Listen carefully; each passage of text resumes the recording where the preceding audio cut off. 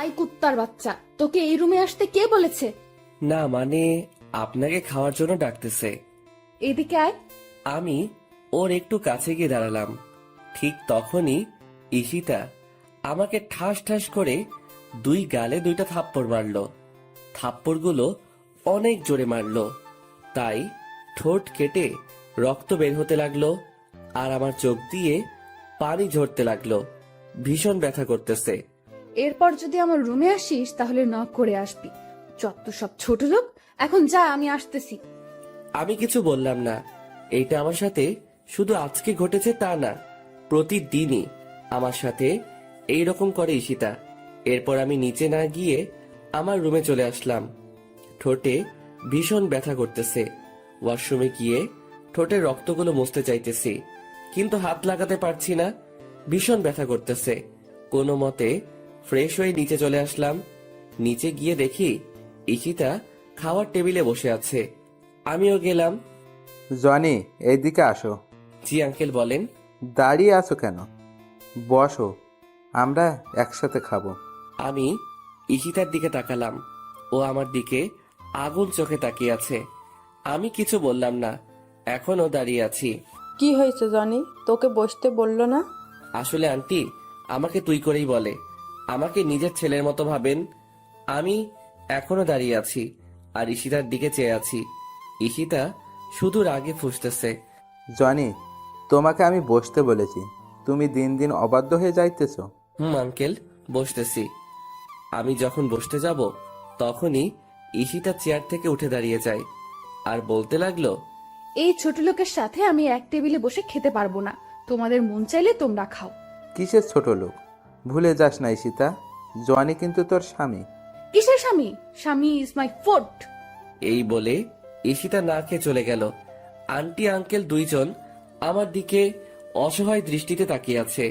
আমি মুচকি হেসে বললাম, আঙ্কেল আমি কিছু মনে করিনি ঈশিতার কথায়। একদিন সব ঠিক হয়ে যাবে ইনশাল্লাহ। আমি আর কিছু না বলে চুপচাপ খেয়ে নিলাম। এরপর আমার রুমে চলে আসলাম। পরিচয়টা দিয়ে নেই, আমি জনি আহমেদ, অনার্স শেষ বর্ষের ছাত্র। আর ঈশিতা হচ্ছে আমার বউ, সেই ছোট থেকে এই বাড়িতে। আঙ্কেল হচ্ছে আমার আব্বুর বেস্ট ফ্রেন্ড। ছোটবেলায় আব্বু আম্মু রোড অ্যাক্সিডেন্ট করে মারা যান। ভাগ্যবশত আমি বেঁচে যাই। আব্বু আম্মুকে হারাতে হয় 16 বছর বয়সে। এরপর আঙ্কেল আমাকে এই বাড়িতে নিয়ে আসেন। সেই ছোট থেকে ঈশিতা আমার সাথে এই রকম আচরণ করে, তবে আমি কিছু মনে করি না। তবে আগে একটু খারাপ লাগতো। আমি সেই ছোটবেলা থেকে ঈশিতাকে ভালোবাসতাম, কিন্তু কখনো বলিনি। ঈশিতা আমাকে প্রতিদিন ছোট লোক, কুত্তার বাচ্চা আরো অনেক কিছু বলতো। আমি একটু কষ্ট পেতাম, তবে এখন শুনতে শুনতে অভ্যস্ত হয়ে গেছি। আর বিয়ের ব্যাপারটা হলো একটু ভিন্ন। একদিন আমাদের কলেজ থেকে শিক্ষা সফরে আমি আর ঈশিতা যাই। ঈশিতা আমার সাথেই পড়ে, তো আমরা ঘুরতে বের হই। হঠাৎ দেখলাম ঈশিতা সবার কাছ থেকে আলাদা হয়ে জঙ্গলের গভীরে চলে যাচ্ছে। আমার একটু খটকা লাগলো, তাই আমিও ওর পিছু নিলাম। প্রায় ও হাঁটতে হাঁটতে জঙ্গলের অন্য পারে চলে এসেছে। হঠাৎ দেখলাম একটা সাপ ঈশিতার দিকে ছুটে আসছে, তাই দৌড়ে গিয়ে ঈশিতাকে ধাক্কা দিলাম। এরপর আমি নিজেকে না সামলাতে পেরে ঈশিতার উপর পড়ে গেলাম। হঠাৎই কোথায় থেকে গ্রামের কিছু লোক এসে আমাদেরকে দেখে ফেলে এবং আমাদেরকে ভুল বোঝে। এরপর আর কি, আমাদের বিয়ে পড়িয়ে দেয়। আব্বু আম্মুর কথা খুব মনে পড়তেছে। আজকে যদি ওরা বেঁচে থাকতো তাহলে আর আমাকে এইরকম দিনগুলো দেখতে হতো না। আব্বু আম্মুর জন্য খুব খারাপ লাগতেছে, চোখে পানি চলে আসছে। তবে আব্বু আম্মুর ভালোবাসাটা আঙ্কেল আর আন্টির কাছে পাই। এরপর শুয়ে পড়লাম। ফজর নামাজের আজান শুনে ঘুমটা ভেঙে গেল, তাই উঠে ফ্রেশ হয়ে নামাজ পড়ার জন্য মসজিদে গেলাম। চারদিকে হালকা হালকা আলো ফোটা শুরু করেছে। এরপর নামাজ পড়ে আব্বু আম্মুর কবরটার পাশে গেলাম। মনে পড়ে ছোটবেলার কথা, আব্বুকে ঘোড়া বানিয়ে তার পিঠে চড়া, আব্বুর সাথে স্কুলে যাওয়া। কান্না চলে এসেছে। বলতে লাগলাম, কেন তোমরা আমাকে একা করে চলে গেছো? তোমাদের সাথে নিলে না কেন? কেন রেখে গেলে এই নিষ্ঠুর পৃথিবীতে? যেখানে মা বাবা ছাড়া আর কেউ আপন নয়? কেন হলো আমার সাথে এইরকম? কেন আমাকে অবহেলা করে? কেন কেন? কথাগুলো বলতে লাগলাম আর কান্না করতে লাগলাম। এরপর বাসায় চলে আসলাম। বাসায় ঢোকার সময় আন্টি আমাকে তাদের রুম থেকে ডাক দিলেন। রুমে গিয়ে দেখি আন্টি নামাজের বিছানায় বসে আছেন। আমি গিয়ে আন্টির পাশে বসলাম। আমার মাথায় হাত রাখলেন। ঈশিতা তোকে খুব অবহেলা করে, তাই না রে? মুচকি হেসে বললাম, ও এমন কিছু না আন্টি। ভালোবাসার মানুষটার অবহেলা কয়জনের কপালে থাকে? আমি সব বুঝি রে বাবা, তোর জন্য খুব কষ্ট। মেয়েটা কেন তোর সাথে এমন করে কিছু বুঝি না। কষ্ট এখন আর হয় না আন্টি। কষ্টগুলো এখন সহ্য করতে শিখে গেছি। দেখিস ঈশিতা একদিন তোকে ভালোবাসবে। হুম। আচ্ছা তুই এখন রুমে যা। আর শোন, ঈশিতাকে ডেকে তোল, আমি নাস্তা তৈরি করতেছি। আচ্ছা আন্টি। এরপর ঈশিতাকে ডাকতে যাইনি, কারণ ওকে ডিস্টার্ব করলে আবার আমার কপালে খারাপই আছে। ভালোবাসি তাই ওকে কিছু বলতে পারিও না। ঈশিতাকে না ডেকে আমি কলেজে যাওয়ার জন্য রেডি হয়ে নিলাম। এরপর আবার নিচে চলে গেলাম। গিয়ে দেখি ঈশিতা নিচে নাই। আন্টি, ঈশিতা কই? কেন, তোকে না বললাম ও ঘুম থেকে ডেকে তুলতে? ওহ আন্টি, ভুলে গেছি। আচ্ছা গিয়ে নিয়ে আয়। এরপর আমি ঈশিতাকে ডাকতে চলে গেলাম। কিছুক্ষণ দাঁড়িয়ে রইলাম দরজার সামনে। এরপর ডাক দিলাম, কিন্তু কোনো উত্তর দিল না। আবার ডাক দিলাম। এরপর ওপার থেকে ঈশিতা বলল, কি হয়েছে? সকালবেলা এত চিল্লাচিল্লি করস কেন? আপনাকে আন্টি ডাকছে, তাড়াতাড়ি নিচে আসতে। কলেজে যেতে হবে, পরে কিন্তু দেরি হয়ে যাবে। যা তো তুই, আমি আসতেছি। আর ডিস্টার্ব করবি না আমাকে। এরপর আমি আর কিছু না বলে চলে আসলাম। নিচে গিয়ে আমি নাস্তা করে নিলাম। এরপর ঈশিতা নিচে আসতে লাগলো। আজকে খুব সুন্দর লাগতেছে। গোলাপি রঙের একটা ড্রেস, কানের ফুল, চুড়ি আর হালকা লিপস্টিক, সব মিলিয়ে জাস্ট অসাম লাগতেছে। আমার হা করে তাকিয়ে থাকা দেখে ঈশিতা আমাকে বলল, কুত্তার মতো এইভাবে তাকিয়ে আছিস কেন, শুয়োরের বাচ্চা? ঈশিতার কথাটি সোজা গিয়ে আমার বুকে লাগলো। কি এক কপাল নিয়ে পৃথিবীতে এসেছি। নিজের বউয়ের দিকে তাকালেও গালি শুনতে হয়। ওই সময় শুধু চোখে পানি ছলছল করতেছে। আদিক্ষেতা না করে গাড়ি বের কর, কলেজে যাব। আমি আর কিছু না বলে গাড়ি বের করে ঈশিতার জন্য অপেক্ষা করতে লাগলাম। কিছুক্ষণ পর ঈশিতা আসলো। এরপর আমরা কলেজে চলে আসলাম। তুই গাড়ি পার্ক করে ক্লাসে চলে যা। যদি কোথাও যাস বা কারোর সাথে কথা বলিস, তাহলে তোর অবস্থা খারাপ করে দিব। আমি শুধু মাথা নাড়ালাম। আমি খেয়াল করলাম ওর বান্ধবী ওকে বলতে লাগলো, ঈশিতা, তুই সবসময় জনের সাথে এরকম করিস কেন? ছেলেটা কত স্মার্ট আর খুব ভালো, তাহলে কেন সবসময় অবহেলা করিস? কেন খারাপ আচরণ করিস? আর বড় কথা, ও এখন তোর স্বামী, তবুও কেন সবসময় খারাপ ব্যবহার করিস? কিসের স্বামী? হ্যাঁ, আর অধরা, তোকে আমি বলে রাখলাম কোনোদিনও আমাকে কিছু শেখাতে আসিস না। আর এতই যদি দরদ হয়, তাহলে তুই ওই ছোট লোকটাকে বিয়ে করে নে, তাহলে আমিও উদ্ধার হব। আমিও তো চাই, কিন্তু জনি তো তোকে ভালোবাসে। আমি হাজার চাইলেও আমার হবে না জনি, ওইটা আমি ভালোভাবে জানি। জনি আমাকে ভালোবাসে, তুই কিভাবে জানিস?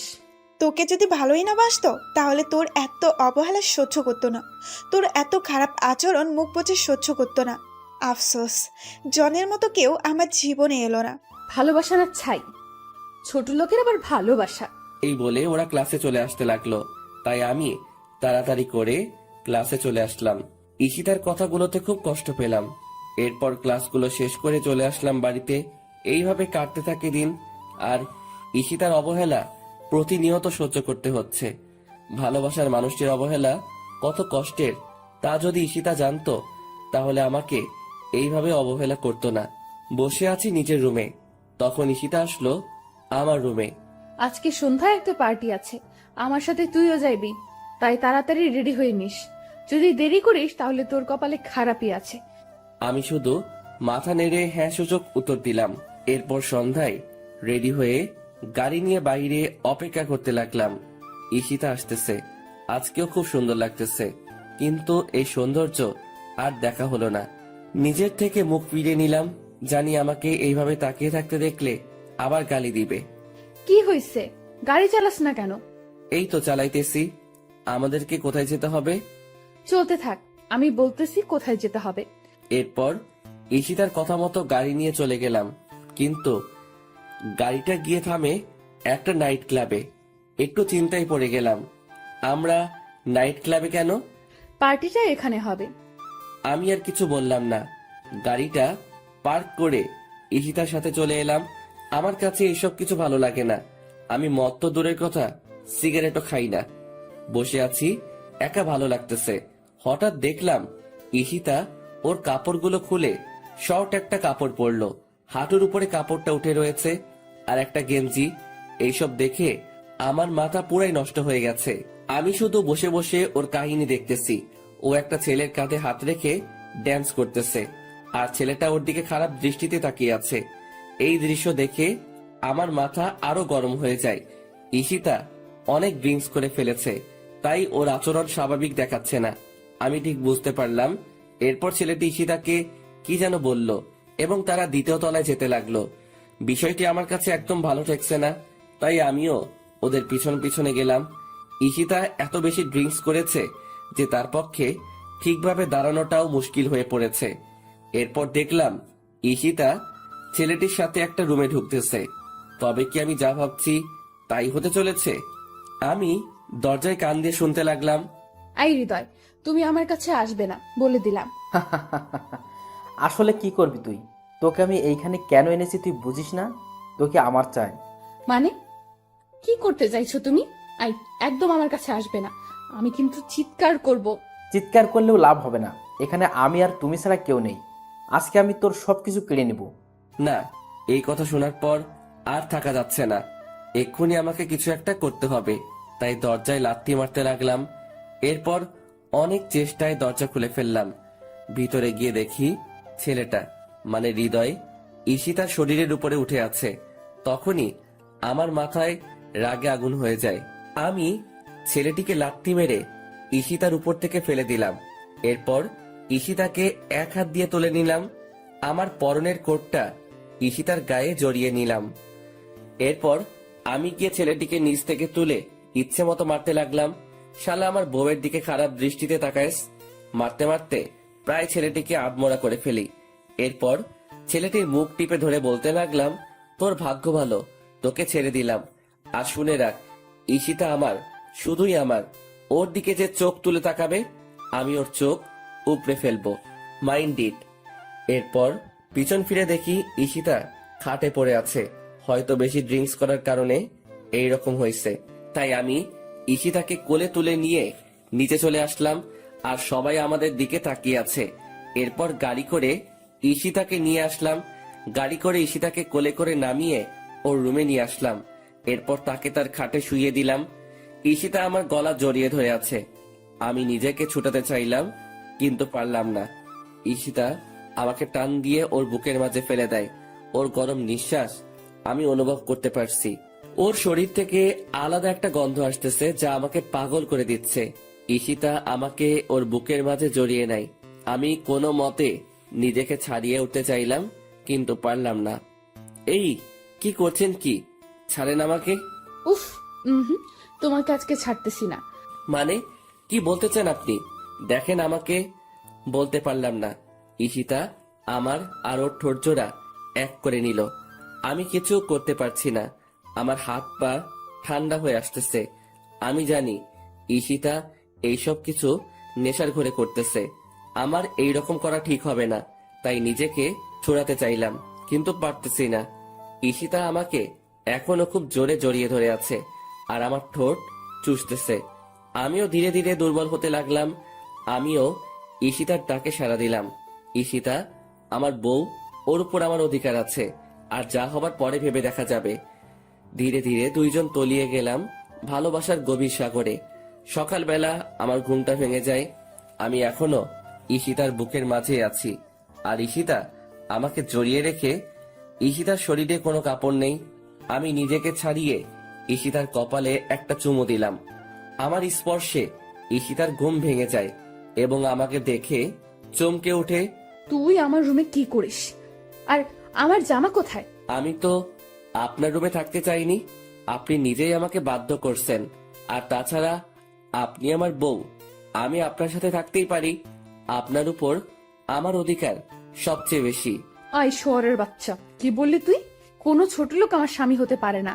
আর তোকে না বললাম আমার কাছে স্বামীর অধিকার চাইবি না? আমার সব তো নষ্ট করে দিলি, আর বাকি কি রাখছ? আর আমি তোকে কি বাধ্য করেছি? কালকের ঘটনা ভুলে গেলেন নাকি? আপনার জন্যই সব হয়েছে। আর আমি আমার বউকে আদর করছি, অন্য কাউকে না।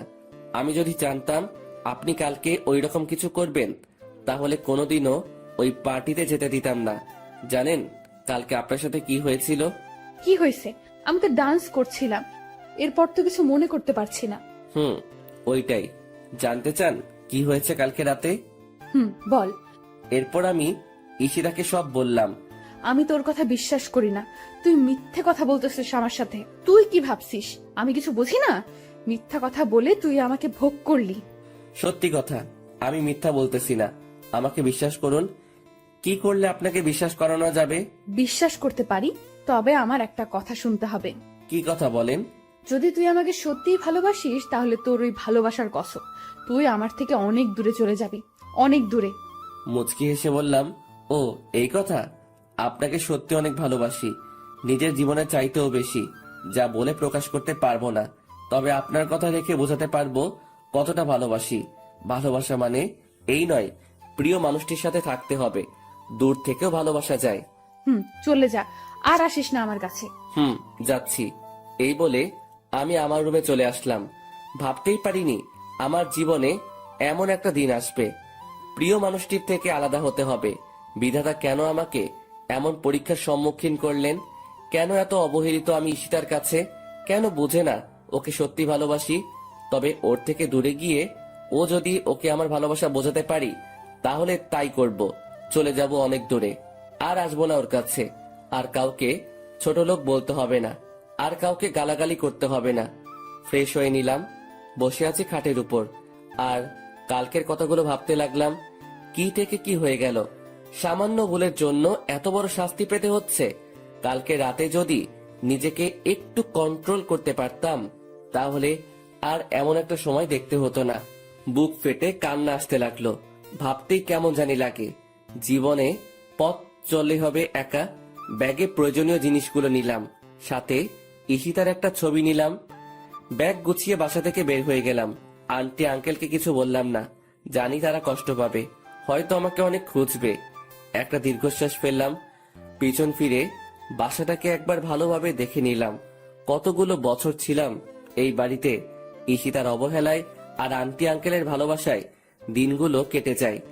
আমার চোখ দুটো ঝাপসা হয়ে আসছে, চারিদিক অন্ধকার হয়ে আসছে। আমি চোখ ডলতে ডলতে রাস্তা পার হতে লাগলাম। হঠাৎ একটা গাড়ি এসে আমাকে ধাক্কা দেয়। আমি ছিটকে গিয়ে রাস্তার ওপারে পড়ে গেলাম। চোখ দিয়ে দুফোঁটা অশ্রু গড়িয়ে পড়ল। পাওয়া হলো না বউয়ের ভালোবাসা। চোখগুলো ধীরে ধীরে বন্ধ হয়ে আসলো। হাসপাতাল থেকে মুক্তি পেলাম 4 মাস পর। ভাবতে অবাক লাগে এতগুলো দিন কিভাবে ছিলাম হাসপাতালে। ঈশিতা একটিবারের জন্য খোঁজ নেয়নি। ডাক্তারের কাছ থেকে জানতে পারলাম 4 মাস ধরে এই হাসপাতালে ছিলাম। তার মানে ওই অ্যাক্সিডেন্টে আমার মৃত্যু হয়নি। কেন বেঁচে গেলাম? আল্লাহ কেন নিল না? না জানি আরো কত অবহেলা সহ্য করতে হবে, কত অপমানিত হতে হবে, আর কত কষ্ট সহ্য করতে হবে। ভাগ্যে কি এইটাই লেখা ছিল? রাস্তা দিয়ে হাঁটতেছি আর কথাগুলো ভাবতেছি। পুরো শরীর ব্যথা করতেছে। ব্যথার কারণে ঠিকমতো হাঁটতে পারতেছি না। একটু পর পর মাথাটা চক্কর দিয়ে উঠছে। মাথা ব্যথাও ভীষণ বেড়ে যাচ্ছে। জীবনে 4টি মাস অতিবাহিত হয়ে গেল কোমায় থেকে, কিন্তু ঈশিতা একবারের জন্য আমার খবর নিল না। তাহলে কি ওর মনে আমার জন্য বিন্দুমাত্র ভালোবাসা নেই? ওর জীবনে কি আমার জন্য একটু জায়গা নেই? আর জায়গা থাকবেই বা কেন? আমি তো ছোট লোক।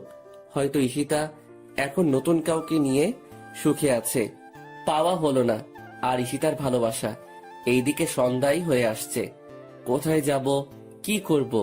আমার কাছে 1টি টাকাও নেই যে কিছু খাবো। প্রায় গভীর রাত হয়ে এসেছে। বসে আছি পেটের ক্ষুধাও ব্যথাত শরীর নিয়ে একটা ল্যাম্পপোস্টের নিচে।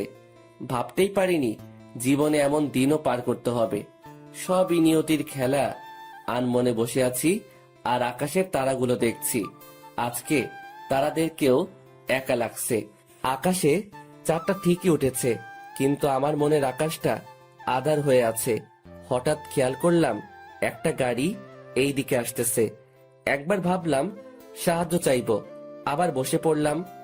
গাড়িটা আমার সামনে এসে থামলো। কি ব্যাপার, গাড়িটা আমার সামনে দাঁড়ালো কেন? হয়তো ওদের কোনো কাজে দাঁড়িয়েছে। আমি গাড়ির দিকে তাকিয়ে বোঝার চেষ্টা করছি। চেনা চেনা মনে হচ্ছে। গাড়ি থেকে একজন লোক নেমে আসলো। আরে, এ তো আঙ্কেল। চোখ দিয়ে অশ্রু গড়িয়ে পড়ল। দেখলাম আঙ্কেলের চোখে পানি। হয়তো কতগুলো দিন পর দেখা হলো তাই। আঙ্কেল এসে আমার পাশে এসে চুপ করে বসলেন। আমিও চুপচাপ বসে আছি। হঠাৎ নীরবতা ভেঙে আঙ্কেল বললেন, কেমন আছো জনি? আঙ্কেল, ভালোই আছি। যতটা ভালো থাকলে মৃত ব্যক্তির মতো জীবন যাপন করা লাগে।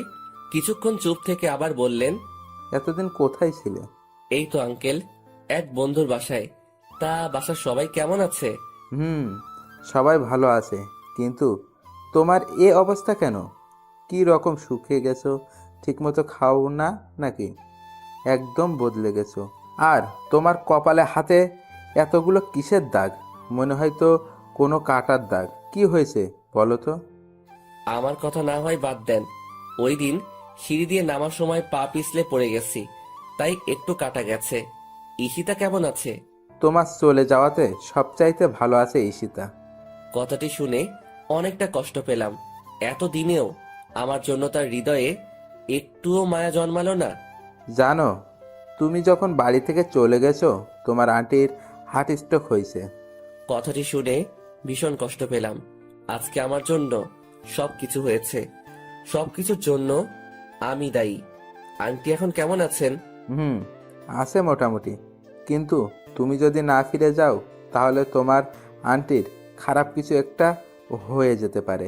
তুমি প্লিজ আমার সাথে চলো। চুপ করে বসে রইলাম। কিভাবে যাব আমি ওই বাড়িতে? আমি তো ঈশিতাকে কথা দিয়েছি আর কখনো ওর সাথে দেখা দিব না। কিন্তু নিয়তি কেন বারবার পরীক্ষার মুখে ফেলে আমাকে? আবার ঈশিতার সম্মুখীন হতে হবে। চাই না নতুন করে অবহেলা পেতে, চাই না নতুন করে কষ্ট পেতে, কিন্তু আন্টির জন্য যেতে হয়, কারণ তিনি আমাকে নিজের ছেলের মতো আদর করতেন। আবারও একটা কঠিন পরীক্ষার সম্মুখীন হলাম। কি হয়েছে জানি, চুপ করে বসে আছো কেন? প্লিজ চলো আমার সাথে। কিন্তু আমি তো যেতে পারবো না। আমি ঈশিতাকে কথা দিয়ে এসেছি, আর কোনো দিন ওর সামনে যাব না। তুমি কি তোমার কথা রাখতে গিয়ে তোমার আন্টিকে হারাবে? পড়ে গেলাম আরেক চিন্তায়। ছোটবেলায় আব্বু আম্মুকে হারালাম, কিন্তু আব্বু আম্মুর অভাবটা আমাকে বুঝতে দেয়নি তারা। তাহলে আজকে কেন আমার জন্য মরতে বসবে? এইটা হয় না। আঙ্কেল, আমি রাজি। এই তো আমার লক্ষ্মী ছেলে, চলো। এইটা বলে আমার কপালে একটা চুমু দিলেন আঙ্কেল। আমি মুচকি হেসে গাড়িতে উঠলাম। গাড়িতে উঠে অবাক হয়ে গেলাম, ঈশিতাও গাড়িতে রয়েছে। তার মানে কি ঈশিতা আমার সবগুলো কথা শুনে নিয়েছে? আমি কিছু না বলে গিয়ে গাড়িতে বসলাম। শরীরের ব্যথার জন্য ঠিকমতো বসতে পারছি না, খুব ব্যথা করছে। তবুও কষ্ট করে বসে পড়লাম। চুপচাপ বসে রইলাম। আবার অনেক দিন পর ঈশিতার সাথে দেখা হলো। মনে পড়ে সেই দিনটার কথা, যেই দিন ঈশিতা কলেজের সবার সামনে আমাকে জুতা দিয়ে মেরেছিল। ওই দিন ঈশিতার সাথে কলেজে গেলাম। সিঁড়ি দিয়ে ওঠার সময় হঠাৎ ঈশিতার এক বান্ধবীর সাথে ধাক্কা লাগে আমার। আমি মেয়েটিকে সরি বললাম। মেয়েটি আমাকে কিছু না বলে চলে গেল। কিন্তু কোথায় থেকে ঈশিতা এসে আমাকে ওর পায়ের জুতা খুলে আমাকে মারতে লাগলো। ঈশিতা তার পায়ের হিলওয়ালা জুতাগুলো দিয়ে মারতে মারতে আমার শরীরটা রক্তাক্ত করে দেয়, কিন্তু আমি জায়গা থেকে সামান্য সরে দাঁড়াইনি। ওই সময় শুধু চোখ দিয়ে পানি ঝরেছে। ঈশিতার বান্ধবী এসে ঈশিতাকে বলল, ওর কোনো দোষ নেই। আসলে আমি অনেক তাড়াহুড়োতে ছিলাম, ভালোভাবে খেয়াল করিনি, তাই ধাক্কা লাগলো। আর জনি তো নিজে থেকে আমাকে ধাক্কা দেয়নি। তাহলে তুই ওকে শুধু শুধু শাস্তি দিচ্ছিস কেন ঈশিতা? আমি জানি ওই ছোট লোক নিজে থেকে তোকে ধাক্কা দিয়েছে দিশা। এই বলে আবার মারতে থাকে আমাকে। প্রায় আধমরা হয়ে গেছি ওই দিন। ওই সময় 16 দিন হাসপাতালে থাকতে হয়েছে আমাকে, শুধুমাত্র একটা ভুলের জন্য। সবার সামনে আমাকে অপমানিত করলো, সবার সামনে আমাকে মারলো। কথাগুলো ভাবতে ভাবতে চোখে পানি চলে এসেছে। আমি কান্না করতেছি। ঈশিতা বুঝতে পেলে তাই আমি তাড়াতাড়ি চোখ মুছে নিলাম। এইসব কথা ভাবতে ভাবতে গাড়ি এসে থামলো ঈশিতাদের বাড়িতে। আমি দৌড়ে গেলাম আন্টির কাছে। আন্টি শুয়ে আছে, কি রকম শুকিয়ে গেছেন। মনে হয় ঠিক মতো খায় না, ঠিক মতো ঘুমায় না, ঠিক মতো ওষুধও খায় না। আমি গিয়ে আন্টির পাশে বসলাম এবং মাথায় হাত রাখলাম। আমার হাতের স্পর্শ পেয়ে আন্টি জেগে গেলেন। আমাকে দেখে আন্টি অসহায় দৃষ্টিতে তাকিয়ে আছেন আমার দিকে। আন্টির চোখ ছলছল করছে। আমাকে আন্টি পাগলের মতো চুমু দিতে লাগলেন।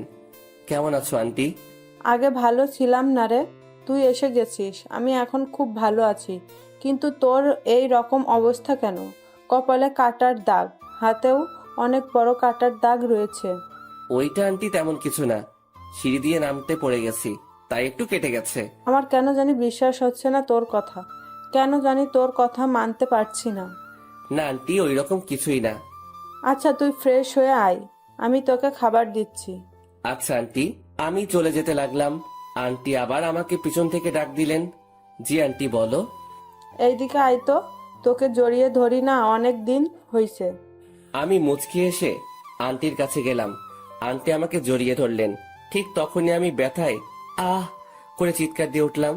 আমার চিৎকার শুনে সবাই ভয় পেয়ে গেল। কি হয়েছে জনি? আন্টি হঠাৎ পিঠে ভীষণ ব্যথা করে উঠল। কই দেখি। আমার পরনে টি শার্টটা উল্টিয়ে আন্টি বড়সড় একটা ধাক্কা খেলেন, বুঝতে পারলাম। সাথে সাথে আঙ্কেল আর ঈশিতাও, কিন্তু কি এমন হয়েছে বুঝতে পারলাম না। সত্যি করে বল জনি, তোর কি হয়েছে? তুই আমাকে মিথ্যা কথা বললি কেন? আরে আন্টি, মিথ্যা বলবো কেন? আমি তো সত্যি বলতেছি। তুই সত্যি বলিস তাই না? এক থাপ্পড় দিব। তোর পিঠে ওইটা কিসের দাগ? কই কিসের দাগ?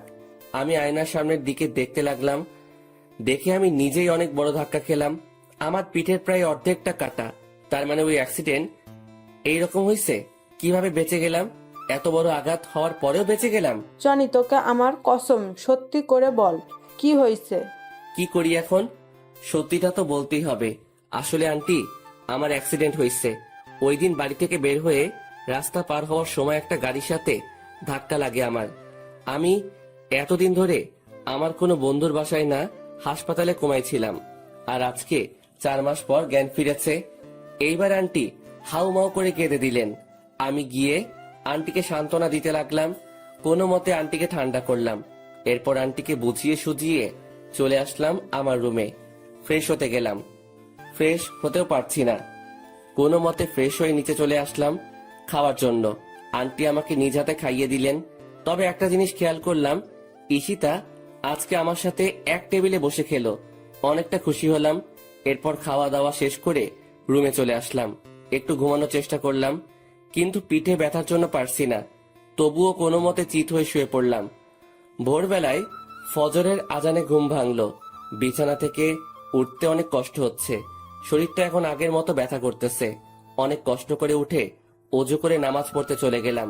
কারণ এখনকার এই ব্যথা জাহান্নামের শাস্তি থেকে 1 কোটি গুণ কম। এই সামান্য কষ্টের জন্য কপালে আখিরাতে চিরস্থায়ী সুখ থাকতে পারে। অনেক কষ্ট করে নামাজ পড়ে বাড়িতে আসলাম। এখন একটু ভালো লাগতেছে। হালকা হালকা বাতাস বয়ে যাচ্ছে। অনেক দিন পর সকালে সূর্যটা দেখতে পাবো। কারণ হাসপাতালে এতদিন কোমায় থাকায় বাহিরের আলো আমার হৃদয় স্পর্শ করতে পারিনি। তাই ছাদে চলে আসলাম। খেয়াল করলাম কেউ একজন ছাদের এক কোণে দাঁড়িয়ে আছে। একটু কাছে যেতেই বুঝতে পারলাম ঈশিতা। আমি গিয়ে ওর একটু পাশে দাঁড়ালাম। ভাবলাম এই কয়দিনে হয়তো আমি তার হৃদয়ে একটু হলেও আমার জন্য জায়গা করতে পেরেছি। কারো উপস্থিতি টের পেয়ে ঈশিতা আমার দিকে তাকালো। আমাকে দেখে বিরক্তিকর দৃষ্টি নিয়ে তাকালো ঈশিতা আমার দিকে। তুই এখানে কি করিস? তোকে বলছি না আমাকে ডিস্টার্ব করবি না। আসলে আমি বুঝতে পারিনি আপনি ছাদে আছেন। জানলে এখানে আসতাম না। জানলে আসতিস না? এই বাড়িতে আবার কেন আসলি তুই? তোর নাকি অ্যাক্সিডেন্ট হয়েছে? মরিস নাই কেন অ্যাক্সিডেন্টে? মরে আমাকে উদ্ধার করতি? যত সব ছোট লোক কোথাকার। এই বলে ঈশিতা চলে গেল। ঈশিতার কথা শুনে বুকের ভিতর ঘূর্ণিঝড় শুরু হলো। তাহলে কি আমি ভুল ভাবনা নিয়ে এতদিন বেঁচেছিলাম? মৃত্যুটাই আমার জন্য শ্রেয় ছিল। ভালোবাসার মানুষটি বলছে মরতে, তাহলে এই তুচ্ছ জীবন রেখে কি লাভ? শুধুমাত্র আত্মহত্যা করলে এই অবহেলা থেকে মুক্তি পেতে পারি, কিন্তু আত্মহত্যা যে মহাপাপ, আর এই কথা জেনে বেঁচে আছে পৃথিবীতে হাজারো জীবন্ত লাশ। চোখ দিয়ে অনবরত অশ্রু ঝরতেছে, কেন জানি বাধা দিয়েও থামাতে পারছি না। বুকের ভিতর দিয়ে বয়ে যাওয়া কষ্টের ঢেউ। আর কত অবহেলা পেতে হবে জানি না, তবে একদিন এই অবহেলিত জনির কাছে ঈশিতাকে আসতেই হবে। সূর্যোদয়টা না দেখে চলে আসলাম। ইচ্ছে নেই সূর্যোদয় দেখার। নাস্তা করতেই নিচে চলে আসলাম। জানি ঈশিতা আমার সাথে এক টেবিলে বসে নাস্তা করবে না, তবুও বসলাম। ঈশিতা আসলো আর আমাকে দেখেই আবার চলে গেল। ওই সময় কষ্ট পেয়েও পেলাম না, কারণ প্রিয় মানুষটির থেকে কষ্ট পাবো এই কথা যদি জেনে যায় তাহলে ওই রকম আঘাত করে না, তবে জখমটা রয়ে যায়। এরপর আমাকে আন্টি নিজ হাতে নাস্তা খাইয়ে দিলেন। এরপর আমি একটু রেস্ট নিয়ে ফার্মেসিতে গিয়ে 1 মাসের জন্য ওষুধ নিয়ে আসলাম। ধীরে ধীরে পিঠের ক্ষতটা ভালো হতে লাগলো। পিঠের ক্ষত ভালো হয়ে লাভ কি? বুকের ক্ষতটা তো তার চেয়ে 1000 গুণ বেশি, যা শুধু ঈশিতাই ভালো করতে পারবে, যার একমাত্র ওষুধ ঈশিতা। আজ 1 মাস পর আমি মোটামুটি সুস্থ, কিন্তু অবহেলাটা প্রতিদিন পেতে হয়। এই কারণে না হয় অন্য কারণে। এখন থেকে আমি আঙ্কেলের অফিসে যাব। আঙ্কেল বারণ করছে, তবুও ঘরে একা একা বসে থাকতে ভালো লাগে না। এর চেয়ে অফিসে গেলেই ভালো হয়। কিন্তু ঈশিতাও নাকি অফিসে যেতে চায়, তবে ভালোই হবে। কাজের ফাঁকে ঈশিতাকে চুরি করে নিজের ইচ্ছা মতো দেখতে পাবো, এতেই অনেক। অফিসে প্রতিদিন আমি আর ঈশিতা দুইজনে এক গাড়িতে করে গেলাম, সাথে আঙ্কেলও ছিলেন। আজ থেকে অফিসের নতুন এমডি হচ্ছে ঈশিতা, আর আমাকে একটা ডেস্ক দেখিয়ে দিলেন। আমার জন্য কাজটা নির্ধারিত নয়, আমার কাছে ভালো লাগলে কাজ করতে পারবো, না হয় অফিসে বসে থাকতে পারবো। প্রথম দিন সবার সাথে পরিচয় হয়ে নিলাম আর একজনকে বন্ধু বানিয়ে নিলাম। নাম হচ্ছে রাকিব। আমার সমবয়সী রাকিব, আর আমার পাশের ডেস্কে রাকিব বসে। আমরা সমবয়সী হওয়ার কারণে একজন আরেকজনকে তুই করেই বলি। প্রথম দিন সবকিছু বুঝে নিতে নিতে সময় কেটে গেল। পরদিন সকালবেলা নাস্তা করে অফিসে চলে আসলাম। ঈশিতাও আমার সাথে গাড়িতে আসে। আমি গাড়ি চালানোর ফাঁকে ফাঁকে ঈশিতার দিকে তাকিয়ে থাকি। মেয়েটাকে দেখতে কতটা নিষ্পাপ লাগে, কেউ দেখলে বিশ্বাসই করবে না মেয়েটা যে এত নিষ্ঠুর। তবে ঈশিতা আমার জন্য নিষ্ঠুর না। ঈশিতা আমার জন্য আমার রাজ্যের রানী। আমার ডেস্কে বসে আছি, এমন সময় পিয়ন এসে বলল ঈশিতা নাকি আমাকে ডাকছে। তাই গেলাম ওর কেবিনে। আসতে পারি ঈশিতা? ওই ছোট লোক, এটা অফিস, বাড়ি না। আর তোর সাহস কি করে হয় আমার নাম ধরে ডাকিস? সরি ম্যাম, বলেন কি করতে হবে? মনে থাকে যেন। এখন এই ফাইলটা রেডি করে নিয়ে আয়। জি ম্যাম। প্রায় 1.5 ঘন্টা পর ফাইলটা রেডি করতে পারলাম। এইবার ঈশিতার কাছে নিতে হবে। May I come in ma'am? Yes come. এই যে ম্যাম, ফাইলটা রেডি। আমার হাত থেকে ফাইলটা নিয়ে ঈশিতা দেখতে লাগলো। হঠাৎ ঈশিতা ফাইলটা আমার দিকে ছুড়ে মারলো আর বলতে লাগলো, ছোট লোকের বাচ্চা, সামান্য একটা ফাইল ঠিক করে তৈরি করতে পারিস না, আর আসছে অফিসে কাজ করতে। ফাইলটা এসে আমার কপালের আগের ক্ষতটায় লাগে। ফাইলের কোনা লাগায় ক্ষতটা ফেটে টপ টপ করে রক্ত ঝরতে লাগে। ভীষণ ব্যথা করতে লাগলো। আমি তবুও চুপচাপ দাঁড়িয়ে রইলাম। দাঁড়িয়ে আছিস কেন? যা, ফাইলটা 20 মিনিটের মধ্যে ঠিক করে আনবি, না হয় তোর কপালে খারাপই আছে। আমি ফাইলটা ফ্লোর থেকে তুলে নিজের ডেস্কে চলে আসলাম। রক্ত এখনো ঝরতে থাকে। বিষয়টা রাকিব ঠিকই বুঝতে পারে, তাই রাকিব আমার জন্য অফিসে রাখা মেডিসিনের ফার্স্ট বক্সটা আনলো আর ধীরে ধীরে ক্ষতটা পরিষ্কার করতে লাগলো। ওর হাতটা আমার ক্ষততে লাগতেই ব্যথায় চিৎকার দিয়ে উঠলাম। ভীষণ ব্যথা করতেছে। এরপর রাকিব ধীরে ধীরে আমার মাথা ভালোভাবে ব্যান্ডেজ করে দিল। এরপর রাকিব চুপি চুপি ফাইলটা আবার ঠিক করে দিল। আমি গিয়ে ফাইলটা ঈশিতাকে দিয়ে চলে আসলাম। এরপর অফিস শেষে আবার ঈশিতাকে নিয়ে বাসায় চলে আসলাম। বাড়িতে ঢুকবার সময় আমার মাথায় ব্যান্ডেজ দেখে আন্টি আমার কাছে দৌড়ে এসে জিজ্ঞেস করলেন, কি হয়েছে জনি, মাথায় ব্যান্ডেজ কেন? ও কিছু না আন্টি, গাড়িতে ওঠার সময় গাড়ির সাথে ধাক্কা লেগে হালকা খেটে চাই, দেখবা আমার ঠিক হয়ে যাবে। এই কথা বলে রুমে চলে এসে ফ্রেশ হয়ে নিলাম। এরপর রাতে খেয়ে ঘুমিয়ে পড়লাম। ঘুম ভাঙে প্রায় সকাল 9টায়। কি ব্যাপার, কোনো দিন তো এত দেরি করে ঘুম ভাঙে না। শোয়া থেকে উঠতে চেষ্টা করলাম, কিন্তু উঠতে পারছি না। পুরো শরীর কি রকম ভার হয়ে আছে আর আগুনের মতো পুড়ে যাচ্ছে। হঠাৎ করে আবার জ্বর এলো কেন? কালকের ঘটনা মনে পড়ে গেল। কপালে হাত দিয়ে দেখি কে যেন জলপট্টি দিয়ে রেখেছে। এরপর অনেক কষ্টে বিছানা থেকে উঠে ফ্রেশ হয়ে নিলাম। আজকে আর অফিসে যাওয়া হবে না, অনেক লেট হয়ে গেছে। একটা জিনিস বুঝতে পারলাম না, আমার মাথায় জলপট্টি দিলটাকে? মনে হয় আন্টি ছাড়া আর কেউ হতেই পারে না। আন্টির কথা ভাবতেই আমার রুমে এসে হাজির হয়ে গেলেন। এখন কেমন আছিস বাবা, জ্বরটা কমেছে? আন্টি, এখন একটু সুস্থ আছি, আর জ্বরটাও একটু কমেছে। আমি তোর জন্য নাস্তা নিয়ে এসেছি, হ্যাঁ কর, আমি খাইয়ে দিই। এরপর আন্টি আমাকে খাওয়াতে লাগলেন। আমি চুপচাপ খেয়ে নিচ্ছি। আচ্ছা আন্টি, আমার মাথায় জলপট্টি দিল কে? আমি দিয়েছি। আচ্ছা, কালকে কি হয়েছে সত্যি বল। গাড়ির সাথে হালকা ধাক্কা লাগলে তো এমন রকম আঘাত হয় না, আবার রাতে জ্বর এসেছে। সত্যি করে বল, কিন্তু আমার সাথে মিথ্যা বলবি না। না আন্টি, সত্যি সেই রকম কিছু না। আবার মিথ্যা কথা বলিস, আমি কিন্তু সব বুঝি। ঈশিতা ওই রকম করেছে তাই না? সত্যি কথা বলবি কিন্তু। আসলে জানাটা কি বেশি জরুরি? বেশি জরুরি, বল আমাকে। এরপর অনিচ্ছা সত্ত্বেও আন্টিকে সব বলতে হলো। আমার কথা শুনে আন্টির মুখটা কালো হয়ে গেল। আমার মাথার ব্যান্ডেজটা খুলে আন্টি দেখতে লাগলেন। এরপর আন্টি কিছু না বলে আমাকে ওষুধ খাইয়ে দিয়ে চলে গেলেন। আমিও চুপচাপ শুয়ে পড়লাম। অনেকদিন কলেজে যাওয়া হয় নাই, আবার সামনের মাসে পরীক্ষা। আমার ওই রকম ভালো প্রস্তুতি নাই। কালকে কলেজে যেতে হবে, এইভাবে দিনটা কেটে যায়। জ্বরটা একটু কমেছে, তাই সকালে নাস্তা করে গাড়ি নিয়ে বেরিয়ে পড়লাম কলেজের উদ্দেশ্যে। হঠাৎ আমার গাড়ির সামনে একটা মেয়ে এসে পড়লো। আমি তাড়াতাড়ি ব্রেক করলাম, তবুও গাড়ির সাথে হালকা ধাক্কা লাগে মেয়েটির। আমি তাড়াতাড়ি গাড়িটা বন্ধ করে গাড়ি থেকে নেমে পড়লাম। এরপর মেয়েটিকে তুলতে গেলাম। আরে, এইটা তো ঈশিতার ফ্রেন্ড দিশা। আমি তাড়াতাড়ি হাতটা বাড়িয়ে দিলাম দিশার দিকে। উঠে আসো দিশা। এরপর আমি ধীরে ধীরে দিশাকে তুলতে লাগলাম। গাড়ির সাথে ধাক্কা লাগার কারণে মেয়েটা পায়ে ব্যথা পাইছে, উঠে দাঁড়াতে কষ্ট হচ্ছে। তোমার কি হাঁটতে কষ্ট হচ্ছে? না, তেমন না, ঠিক হয়ে যাবে। আচ্ছা, এখন ছাড়ো, আমি যেতে পারবো। আচ্ছা। আমি দিশাকে ছেড়ে দিলাম। ও ধীরে ধীরে হাঁটার চেষ্টা করতে লাগলো, কিন্তু পায়ের ব্যথার কারণে পারছে না। দিশা পড়ে যেতে লাগলো, তাই আমি তাড়াতাড়ি দিশাকে আবার ধরে ফেললাম। চলো, আমি তোমাকে হাসপাতালে নিয়ে যাচ্ছি। না, তার আর দরকার হবে না, আমি যেতে পারবো। চুপ, সেই তখন থেকে যেতে পারবো বলছে তো, কই একটুও তো সামনে যেতে পারছো না। তো আমি এখন কিভাবে যাব? আচ্ছা দাঁড়াও, কি করব ঠিক বুঝতে পারছি না। মেয়েটা ঠিক মতো হাঁটতেও পারছে না, তাই কোনো কিছু না ভেবে দিশাকে কোলে তুলে নিলাম। এইরকম কিছুটা একটা করব দিশা ভাবতে পারিনি। আমার দিকে ড্যাব ড্যাব করে তাকিয়ে আছে। আমি আর কিছু না বলে দিশা গাড়িতে উঠিয়ে নিলাম।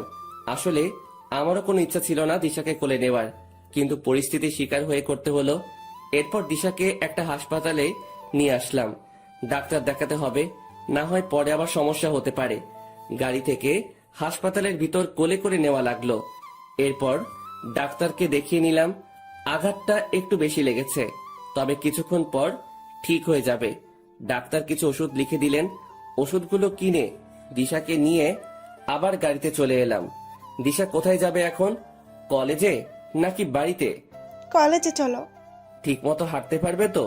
সমস্যা হলে বলো, আমি তোমাকে বাড়িতে দিয়ে আসবো। হাঁটতে পারবো, সমস্যা হবে না আমার। কলেজে চলো। এরপর আর কিছু না বলে গাড়ি চালাতে লাগলাম। গাড়ি চালানোর সময় খেয়াল করলাম দিশা আমার দিকে বারবার আর চোখে তাকিয়ে রয়েছে। আমি কিছু বললাম না। কলেজে চলে এলাম। অনেক দিন পর কলেজে এলাম। দিশা গাড়ি থেকে নেমে হাঁটতে লাগলো, কিন্তু পারছে না। তাই আমি গিয়ে দিশার হাতটা ধরে ফেললাম। এরপর ধীরে ধীরে ওকে নিয়ে যেতে লাগলাম। কলেজের সবাই আমাদের দিকে হা করে তাকিয়ে আছে। আমি ওইদিকে পাত্তা না দিয়ে দিশাকে নিয়ে ক্লাসে চলে আসলাম। এরপর মেয়েটাকে আমার পাশেই বসালাম, কারণ মেয়েটা এখন আমার দায়িত্বে। আমার জন্য মেয়েটার এই অবস্থা হয়েছে। কিন্তু মেয়েটা ওই সময় এত তাড়াহুড়ো করে কোথায় যাচ্ছিল? দিশা, ওই সময় এত তাড়াহুড়ো করে কোথায় যাচ্ছিলে? কলেজে যাচ্ছিলাম, আসলে একটা কাজ ছিল। ও, আচ্ছা জনি, একটা কথা বলো তো, সত্যি করে বলবা? বলো, কি শুনতে চাও? এতদিন কই ছিলা তুমি? আর শরীরের কি অবস্থা করেছো? ঠিক মতো খাও না নাকি? সব সময় সবার কাছ থেকে এই প্রশ্নটা এড়িয়ে যেতে চাই, কিন্তু পারি না। প্রশ্নটার সম্মুখীন হতে হয়। না, তেমন কিছু না। সত্যি করে বলবা কিন্তু। আমি জানি তুমি মিথ্যে কথা বলতেছো। যেদিন থেকে তুমি কলেজে আসো না, সেদিন থেকে ঈশিতাও আসে না। সমস্যা কি বলো তো? সেই রকম কিছু না, শুধু একটু প্রবলেম হয়েছে। প্রবলেমটা কি বন্ধু ভেবে বলতে পারো। আসলে দিশা, ওই দিন আমি ঈশিতার কথা রাখতে গিয়ে তাদের বাড়ি থেকে বের হয়ে যাই। ঠিক ওই দিন আমার রোড অ্যাক্সিডেন্ট হয়।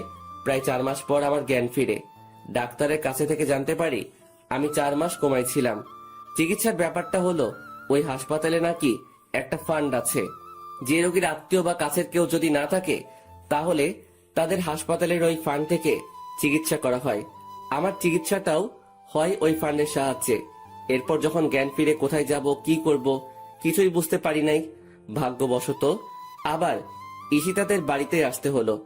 যখন ঈশিতাদের বাড়িতে ফিরে এলাম, ভাবলাম এই কয়েকদিনে হয়তো আমার জন্য ঈশিতার মনে একটু হলেও মায়া জন্মাবে। কিন্তু তার হলো কই? সে আগের মতো ঈশিতার কাছ থেকে অবহেলা পেলাম। কথাগুলো বলে একটা দীর্ঘশ্বাস ফেললাম। দিশার দিকে তাকিয়ে দেখি তার মুখটা কেমন মলিন হয়ে আছে। বুঝতে পারলাম আমার কথা শুনে হয়তো একটু কষ্ট পেল। আচ্ছা জনি, ঈশিতা তোমাকে এত কষ্ট দেয়, এত অবহেলা করে, এত অপমান করে, তবুও তুমি কিছু বলো না কেন? ভালোবাসি তাই কিছু বলতে পারি না। ঈশিতার ভালোবাসা না পেলে কি হবে? তার দেওয়া অবহেলাগুলো উপহার হিসেবে গ্রহণ করি। বুঝলাম। ঈশিতাকে ভালোবেসে তুমি অনেক কষ্ট পাচ্ছ, কিন্তু তোমাকে ভালোবেসে আরেকজন কষ্ট পাচ্ছে। না পারছে তোমাকে তার মনের কথা বলতে, না পারছে ভুলে যেতে। মানে কি? তোমার কথার কিছুই বুঝলাম না। না, কিছুই না। এইভাবে কথায় কথায় ক্লাসগুলো শেষ হয়ে যায়। এরপর দিশাকে ওদের বাড়ি পৌঁছে দিয়ে আমি বাড়ি চলে আসলাম। এরপর ফ্রেশ হয়ে খেয়ে একটু ঘুমিয়ে নিলাম। ঘুম থেকে উঠলাম প্রায় সন্ধ্যায়। ফ্রেশ হয়ে নিচে আন্টি রুমে গেলাম। আন্টি, আসবো? বাবা, কিছু বলবি? আন্টি, বলবো। আঙ্কেলকে বলে দিও আমি এই কয়েকদিন অফিস যেতে পারবো না, সামনে পরীক্ষা আছে। আচ্ছা, বলবো। আন্টি, ঈশিতা কোথায়? ওর রুমে নাকি? না, ঈশিতা এখনো অফিস থেকে আসে নাই। মানে, বলো কি?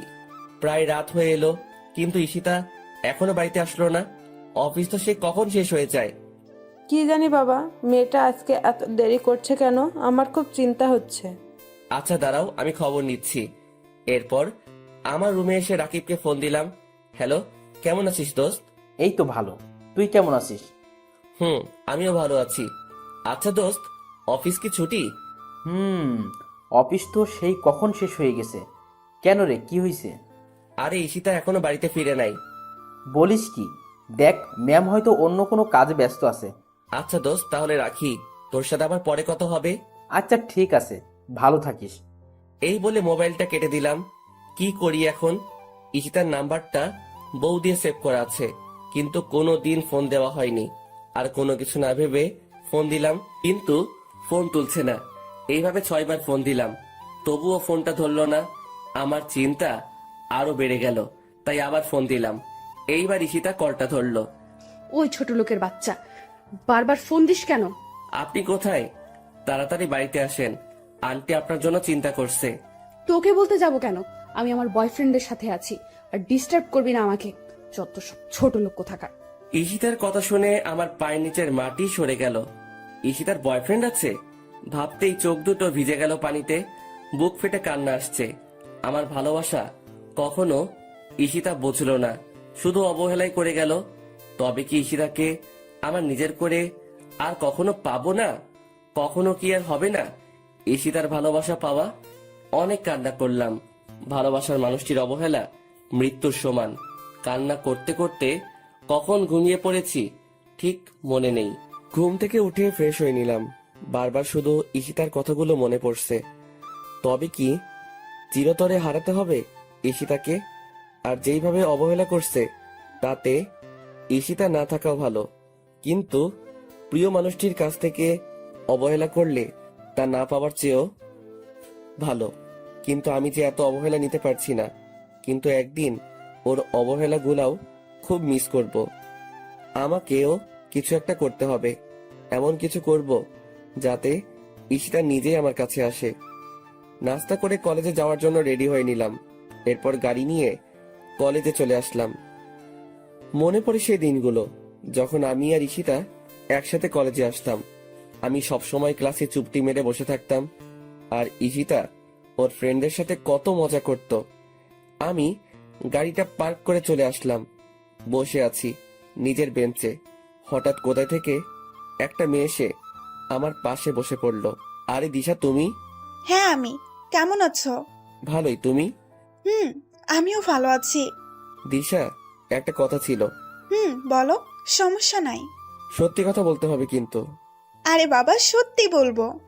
আচ্ছা, ঈশিতার কি কোনো বয়ফ্রেন্ড আছে? তুমি কি জানো? না তো, আমার জানা মতে কেউই নাই। কেন, কি হয়েছে বলো তো? না, তেমন কিছুই না। বুঝলাম, তেমন কিছু না, তবুও বলো তুমি। আসলে ঈশিতা আমাকে কালকে বলল ওর নাকি বয়ফ্রেন্ড আছে। আরে বলো কি, আমাকে তো কখনো বলে নাই। আর তুমি থাকতে অন্য কোনো ছেলে কেন থাকবে? তুমি না ওর স্বামী? দিশা, তুমি তো জানো আমি ওর নামের স্বামী, অধিকারে না। জনি, তোমাকে একটা কথা বলবো, রাখবা আমার কথা? আচ্ছা বলো, কি করতে হবে? না, আগে আমাকে কথা দিতে হবে। আচ্ছা দিলাম, এখন তো বলো। চলো না, আমরা আজকে ক্লাস না করে ঘুরবো। অনেক দিন হলো যায় না। চলো না প্লিজ। কিন্তু ক্লাস? তুমি কিন্তু কথা দিয়েছো, যেতে তো হবেই। কি আর করা যায়, কথা যখন দিয়ে দিয়েছি তাহলে কথা মতো কাজ করতে হবে। এরপর গাড়ি নিয়ে আমি আর দিশা বেরিয়ে পড়লাম। উদ্দেশ্য নদীর পাড়ে যাব। এরপর আমরা আমাদের গন্তব্যস্থলে চলে গেলাম। বসে আছি নদীর পাড়ে একটা গাছের নিচে।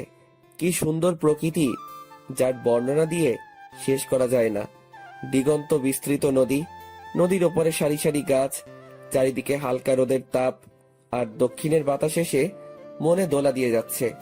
সব মিলিয়ে একটা মনোমুগ্ধকর পরিবেশ। জনি, কি ভাবো? এই যে কত সুন্দর প্রকৃতি, দিগন্ত বিস্তৃত নদী, এর পারে আমরা দুইজন পাশাপাশি একটা গাছের নিচে বসে আছি। এই সময়টা আরো সুন্দর হয় যখন প্রিয় মানুষটি পাশে থাকে। কিছু বললাম না, চুপচাপ করে বসে রইলাম। কি হয়েছে, বসে আছো যে? কথা বলো না কেন? না, এমনিতেই। আচ্ছা, তুমি কি এখনো ঈশিতাকে ভালোবাসো? বাসি তো, আগের মতোই ভালোবাসি। তুমি কাকে ভালোবাসো বললে না তো? আমিও একজনকে খুব ভালোবাসি, তবে বলতে পারছি না, কারণ ওর যে এখন বউ আছে। ও মা, বলো কি? তাহলে কে সে? আচ্ছা দাঁড়াও। এই কথা বলে ঈশিতা তার ব্যাগ থেকে একটা গোলাপ ফুল বের করলো এবং আমার সামনে হাঁটু গেড়ে বসে পড়লো। হবে কি তুমি আমার রাত জাগার কারণ? হবে কি তুমি আমার স্বপ্ন দেখার কারণ? জানো, তোমাকে আমি সেই ছোট থেকেই ভালোবাসতাম। যেদিন ঈশিতার সাথে তোমাকে প্রথম দেখেছি সেদিন থেকে তোমাকে ভালোবেসে ফেলেছি। শুধুমাত্র ঈশিতার জন্য কোনোদিন বলে উঠতে পারি নাই। প্লিজ ফিরিয়ে দিও না, খুব ভালোবাসি তোমাকে। জানো, ঈশিতা যেই দিন তোমাকে কলেজের সবার সামনে অপমান করতো সেদিন আমি মুখ বুজে কান্না করতাম। ঈশিতা তো তোমাকে আর ভালোবাসে না, আর ওর বয়ফ্রেন্ডও আছে। তাহলে আমাকে ফিরিয়ে দিও না প্লিজ। আমি মুচকি হেসে দিশা নিচু থেকে উঠিয়ে পাশে বসালাম, ফুলটাও নিলাম। দিশা, তুমি তো জানো আমি ঈশিতাকে ভালোবাসি, আর যদি ভালো না বাসতাম তাহলে এত অবহেলা কষ্টের মাঝে ওর কাছে পড়ে থাকতাম না। আর তোমার এইগুলা ভালোবাসা না, সব আবেগ। দেখবে সব আগের মতো ঠিক হয়ে যাবে। দেখবে আমার থেকে আরো 1000 গুণ ভালো ছেলে আসবে। 1000 গুণ ভালোবাসবে, কিন্তু তোমার মতো না। প্লিজ ফিরিয়ে দিও না। তোমাকে না পেলে আমি কিন্তু আত্মহত্যা করব। আরে কান্না করছো কেন? আর আত্মহত্যা করতে হবে না, তবে আমাকে কিছুদিন সময় দিতে হবে। তুমি তো জানো আমি কত ডিপ্রেশনে আছি। আমাকে কিছুদিন সময় দিতে। এই কথা বলার সাথে সাথে মেয়েটা আমাকে জড়িয়ে ধরলো। আমি শুধু মুচকি হাসলাম আর ওর মাথায় হাত রাখলাম। বুঝলাম না, আমি তো এখনো হ্যাঁ বলি নাই, এতেই এত খুশি? মেয়েটা খুব ইমোশনাল। এরপর আমার থেকে দিশাকে ছাড়িয়ে দিলাম। আচ্ছা দিশা, তুমি কি আমাকে পাবে? আমার তো মনে হয় আমাদের ভালোবাসা পূর্ণতা পাবে না। সব ভালোবাসা কি পূর্ণতা পায়? কিছু কিছু ভালোবাসা অসম্পূর্ণ রয়ে যায়। আমাদেরটাও না হয় অপূর্ণ থাকবে। আর আমার পাগলটাকে না হয় সারা জীবন দূর থেকেই ভালোবেসে যাব। তবে যেই কয়দিন আছি তোমার সাথেই থাকতে চাই। বুঝলাম। আচ্ছা দিশা, আমাকে এখন উঠতে হবে। চলো। এরপর আমি দিশাকে ওদের বাড়িতে পৌঁছে দিলাম। আমি কিন্তু তোমার উত্তরের অপেক্ষায় আছি, তবে উত্তরটা কিন্তু হ্যাঁ হতে হবে। Okay bye, see you tomorrow. Okay bye. এরপর আমি বাসায় চলে আসলাম। ফ্রেশ হয়ে দুপুরে খেয়ে শুয়ে পড়লাম, কিন্তু ঘুম আসছে না। কি করব ঠিক বুঝতে পারছি না। একদিকে ঈশিতাকে বলতে পারবো না, অন্যদিকে দিশাকেও কষ্ট দিতে পারবো না। চরম একটা পরীক্ষার সম্মুখীন হলাম। ঈশিতাকে ভুলতে পারবো না আর দিশাকে কষ্ট দিতে পারবো না, কারণ প্রিয় মানুষটি অবহেলা করলে তা কত কষ্টের আমি বুঝি। কিন্তু আমি তো ঈশিতাকে ছাড়তে পারবো না, আবার দিশাকেও কষ্ট দিতে পারবো না। ঘুম আসছেই না, তাই উঠে গেলাম। ধীরে ধীরে ঈশিতার রুমের দিকে এগোতে লাগলাম। ও রুমের সামনে দাঁড়িয়ে আছি, কিন্তু নক করতে ভয় করছে। তবুও নক করলাম। ঈশিতা, আসবো? আয়। আর আমার নাম ধরে আর কখনো ডাকবি না। আজকে মনটা একটু ভালো আছে, তাই এরকম ব্যবহার করছি। বেশি বাড়াবাড়ি করলে কিন্তু তোর অবস্থা খারাপ করে দিব। আমি দরজায় এসে ভাবতে লাগলাম, আমাকে অবহেলা করে ওনার মনটা ভালো আছে। আসলে এই পৃথিবীর মানুষগুলো বড়ই আজব। ওই, কি হয়েছে? দাঁড়িয়ে আছিস কেন? আর কি বলবি তাড়াতাড়ি বল। না মানে একটা কথা ছিল, যদি কিছু মনে না করেন তাহলে বলতে পারি। এত ন্যাকামো না করে কি বলবি বল। আপনি কেন এইরকম করেন আমার সাথে? আমি তো আপনার স্বামী। আমার দোষটা কি? কারণে আমাকে প্রতিনিয়ত অবহেলা করে যাচ্ছেন? কেন বারবার কষ্ট দিচ্ছেন? কোন পাপের শাস্তি দিচ্ছেন আমাকে? আমি তোর এত প্রশ্নের উত্তর দিতে বাধ্য নই। আর তোকে আমি আগেই বলেছি, আমি তোকে ভালোবাসি না। তোকে দেখলে আমার ঘৃণা হয়। এই বাড়িতে শুধু আব্বু আম্মুর জন্য তোকে রেখেছি। যেইভাবে আছিস সেভাবেই থাক। আমার কাছে স্বামীর অধিকার নিয়ে আসবি না। এখন আমার রুম থেকে চলে যা, আমাকে আর ডিস্টার্ব করবে না। যত সব ছোট লোক আসছে আমার কাছে ভালোবাসা পেতে। চলে যাচ্ছি, তবে এই রুম থেকে নয়, এই বাড়ি থেকে একদিন চলে যাব। চিরতরের জন্য চলে যাব। কোনো ছোট লোক আর আপনার কাছে আসবে না স্বামীর অধিকার চাইতে। কেউ আর বলবে না ভালোবাসি আপনাকে। কথাগুলো বলে চোখের পানি মুছতে মুছতে চলে আসলাম। এরপর আন্টি রুমে গেলাম। আন্টি, আসবো? বাবা আয়। কিচ্ছু বলবি? আন্টি, তোমার অনুমতি ছাড়া আমি এই কাজ করতে পারবো না। আচ্ছা বল, কি কথা? আর অনুমতি তো অবশ্যই দিব। আসলে আন্টি, আমি আর ঈশিতার অবহেলা নিতে পারছি না। একটু মুক্তি পেতে চাই এই মায়াজাল থেকে। বাঁচতে চাই নিজের মতো করে। গড়তে চাই আমার একটা নিজস্ব পৃথিবী, যে পৃথিবীতে থাকবে না কোনো অবহেলা, থাকবে না প্রিয় মানুষটির দেওয়া কষ্ট। তাই আন্টি, আমি দেশের বাইরে যেতে চাই। তুমি প্লিজ না করো না। আমার সুখের কথা ভেবে অনুমতি দাও প্লিজ। আরে বোকা, দেশের বাইরে যাবি, সমস্যা কি তাতে? আমিও চাই না তুই আর কোনো কষ্ট পাস। তবে আমার প্রতিদিন যোগাযোগ রাখতে হবে। আমি তোর আঙ্কেলকে বলবো। তুই শুধু বল কখন যেতে চাস। এই তো আন্টি, পরশু। পারবো না এত অবহেলা নিতে। আর তোমাকে কি করে ভুলি বলো তো? আচ্ছা, এখন গিয়ে শুয়ে থাক। আন্টির সাথে কথা শেষ করে নিজের রুমে চলে আসলাম। চলে যাব এই স্বার্থপর প্রিয় মানুষটির মায়াজাল ছেড়ে। তবে আমি কি ঈশিতাকে ছাড়া থাকতে পারবো? হয়তো কষ্ট হবে, কিন্তু আমাকে যে থাকতে হবে। ঈশিতার অবহেলাগুলো আর নিতে পারছি না। হয়তো প্রতিদিন ঈশিতার কথা ভেবে কান্না করব। কি পেলাম ঈশিতাকে ভালোবেসে? অন্যদিকে দিশাও নাকি আমাকেই ভালোবাসে। কিন্তু আমি তো দিশার ভালোবাসা চাইনি। আমি চেয়েছি ঈশিতার ভালোবাসা, যা সেই ছোট থেকে চেয়ে এসেছি। এরপর সকালবেলা ঘুম থেকে উঠে নাস্তা করে কলেজে যাওয়ার জন্য বেরিয়ে পড়লাম। আজকে কলেজে যাওয়ার কোনো ইচ্ছা ছিল না, তবুও দিশার জন্য যেতে হবে। কলেজে এসে ক্লাসে ঢুকে গেলাম, কিন্তু দিশাকে কোথাও দেখতে পেলাম না। ব্যাপার কি? মেয়েটা কোথায় গিয়েছে? ক্লাস প্রায় শুরু হয়ে যাবে, দিশা এখনো আসে নাই। অনেকবার ফোনে ট্রাই করেছি, কিন্তু ফোনটা ধরে নাই। তাই আমি ক্লাস থেকে বের হয়ে দিশাদের বাড়ির উদ্দেশ্যে রওনা দিলাম। বাড়ির সামনে গিয়ে দেখি গেটে তালা দেওয়া। কি আজব ব্যাপার, মেয়েটা কোথায় গেল? পাশের বাড়ির কয়েকজনকে জিজ্ঞাসা করলাম, কিন্তু কেউই জানে না কোথায় গেছে। মেয়েটা যেখানেই যাক অ্যাটলিস্ট বলে তো যাবে। আমার মনে হয় দিশার ভালোবাসা মুখে ছিল, অন্তরে না। কথা ভেবে মুচকি হাসলাম। আসলে সব মেয়েরাই এক। ডোন্ট মাইন্ড আপুরা, মেয়েরা মুখে শুধু ভালোবাসি বলে, কিন্তু হৃদয় থেকে কয়জনই বা ভালোবাসে। এরপর গাড়ি নিয়ে নদীর পাড়ে গেলাম। আর কখনো মন খারাপ হলে এখানে আসা হবে না। ঘন্টার পর ঘন্টা এখানে বসে সময় কাটানো হবে না। এই সব কিছু ছেড়ে যেতে একদম মন চায় না, কিন্তু এত অবহেলার নিয়েও তো থাকা যায় না। নদীর পাড়ে কিছুক্ষণ বসে বাসায় আসলাম। ব্যাগপত্র সব গুছিয়ে নিতে হবে। নিজের প্রয়োজনীয় সব জিনিস নিলাম, সাথে ঈশিতার একটা ছবিও নিলাম। আসলে আমার কাছে ঈশিতার কোনো ছবি নাই, তার অজান্তে ওর রুম থেকে নিয়ে নিলাম। এরপর রুমে এসে একটা চিঠি লিখলাম ঈশিতার জন্য। প্রায় দুপুর হয়ে এসেছে, তাই ফ্রেশ হয়ে নিলাম। এরপর আজানের সাথে সাথে মসজিদে গিয়ে নামাজ পড়ে আসলাম।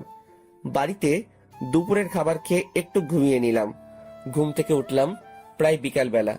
এরপর ফ্রেশ হয়ে চুপি চুপি ঈশিতার রুমে গেলাম। ভালোভাবে তাকিয়ে দেখি ঈশিতা এখনো আসে নাই। তাই ওর রুমে গিয়ে চিঠির উপরে একটা গোলাপ দিয়ে টেবিলে রেখে আসলাম। এরপর সবকিছু ভালোভাবে চেক করে নিলাম। রাকিবকে ফোন দিয়ে বললাম ফ্যান্টাসি কিচেনে আসার জন্য। আমি গিয়ে ওর জন্য অপেক্ষা করতে লাগলাম। প্রায় আধা ঘন্টা পর রাকিব আসলো। কিরে, কেমন আছিস? তুই তো একটা কলও দিস না। আরে বলিস না বেটা, ঈশিতা ম্যাম সবসময় অফিস লেট করে ছুটি দেয় আর সবসময় কাজের উপরে রাখে। জীবনটা তেজপাতা বানিয়ে ফেলেছে। একটু অবদ্ধ হওয়া যায় না, আবার অফিস শেষে বাসায় এসে রান্না করতে হয়। তুই তো জানিস আমার কেউ নাই, সব কিছু নিজেকে করতে হয়। ধুর পাগল, কে বলছে তোর কেউ নাই? আমি আছি তো সব সময়। আর আমাদের ভাবি কবে আসবে? ওম্মা, কে ভাবি? কিসের ভাবি? কার ভাবি? কোথায় থেকে আসলো ভাবি? আমি তো জানতাম না। ভাব নিও না আমার সাথে। চুপি চুপি অনার্স শেষ বর্ষের একটা মেয়ের পিছনে ঘুরো, কিন্তু মেয়েটা পাতা দেয় না। আর তুমি ভাবো আমি কিছুই বুঝি না? ওই, তুই কেমনে জানলি? আমি তো তোকে বলি নাই। তুই তো বলবি না আমি জানি, তাই আগে থেকে খবর নিয়ে রাখলাম। তা কি খাবি অর্ডার কর, আজকে আমি তোকে খাওয়াবো। যা ইচ্ছে অর্ডার দে, সাথে আমার জন্য দে। ওকে। এরপর আমরা খেয়ে নিলাম। আচ্ছা দোস্ত, একটা কথা বলতেছি তোকে, যা যা বলবো মনোযোগ দিয়ে শুনবি। বল। আমি দেশের বাইরে যাচ্ছি, কবে ফিরবো জানি না। তুই সব সময় অফিসে ঈশিতার খেয়াল রাখবি, আমার সাথেও যোগাযোগ রাখবি। আর আমি কিন্তু একদিন না একদিন ফিরবো, তবে কখন তা জানি না। তুই ঈশিতার উপর নজর রাখিস। আসলে মেয়েটা একটু অগোছালো আর অবুঝ। যদি ঈশিতার কিছু হয় তাহলে তোকে সবকিছুর জন্য জবাব দিতে হবে। তুই তো জানিস ওকে কতটা ভালোবাসি, আর তোকে খুব মিস করবো দোস্ত। সত্যি কি চলে যাবি? আর না গেলে হয় না দোস্ত। এই পৃথিবীতে আমার মা বাবা আর আপন বলতে কেউ নেই। কিছুদিন আগে থেকে তোর সাথে পরিচয় হয়, তুই এতটা আপন হয়ে উঠবি ভাবতেই পারি নাই। নিয়তি চাইলে দেখা হবে, আর তোর ঈশিতাকে আমি দেখে রাখবো। নিজের যত্ন নিস দোস্ত। দেখলাম ছেলেটার চোখে পানি। আরে পাগল, কান্না করিস কেন? আমি তোর সাথে তো যোগাযোগ রাখবো।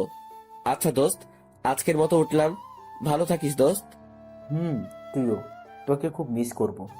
আমিও দোস্ত। এরপর চলে এলাম বাড়িতে। প্রায় সন্ধ্যা হয়ে এসেছে।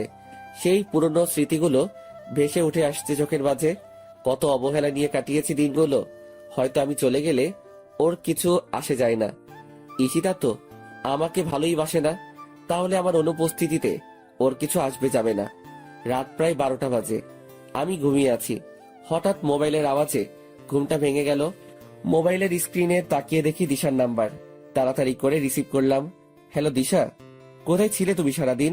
তুমি জানো আজকে কতবার তোমার মোবাইলে ট্রাই করছি, কিন্তু তুমি ফোনটা রিসিভ করো নাই কেন? কি হয়েছে, চুপ কেন? ওই পাশ থেকে ফুপিয়ে ফুপিয়ে কান্নার শব্দ আসছে। কি হয়েছে দিশা, চুপ করে আছো কেন? তোমার জন্য তোমাদের বাড়িতে গেছি, কিন্তু দরজায় তালা দেওয়া। কোথায় ছিলে? তোমাকে উত্তরটাও দেওয়া হয় নাই। হঠাৎ মোবাইলটা কেটে গেল। বুঝলাম না মেয়েটা হঠাৎ করে কোথায় উধাও হয়ে গেল।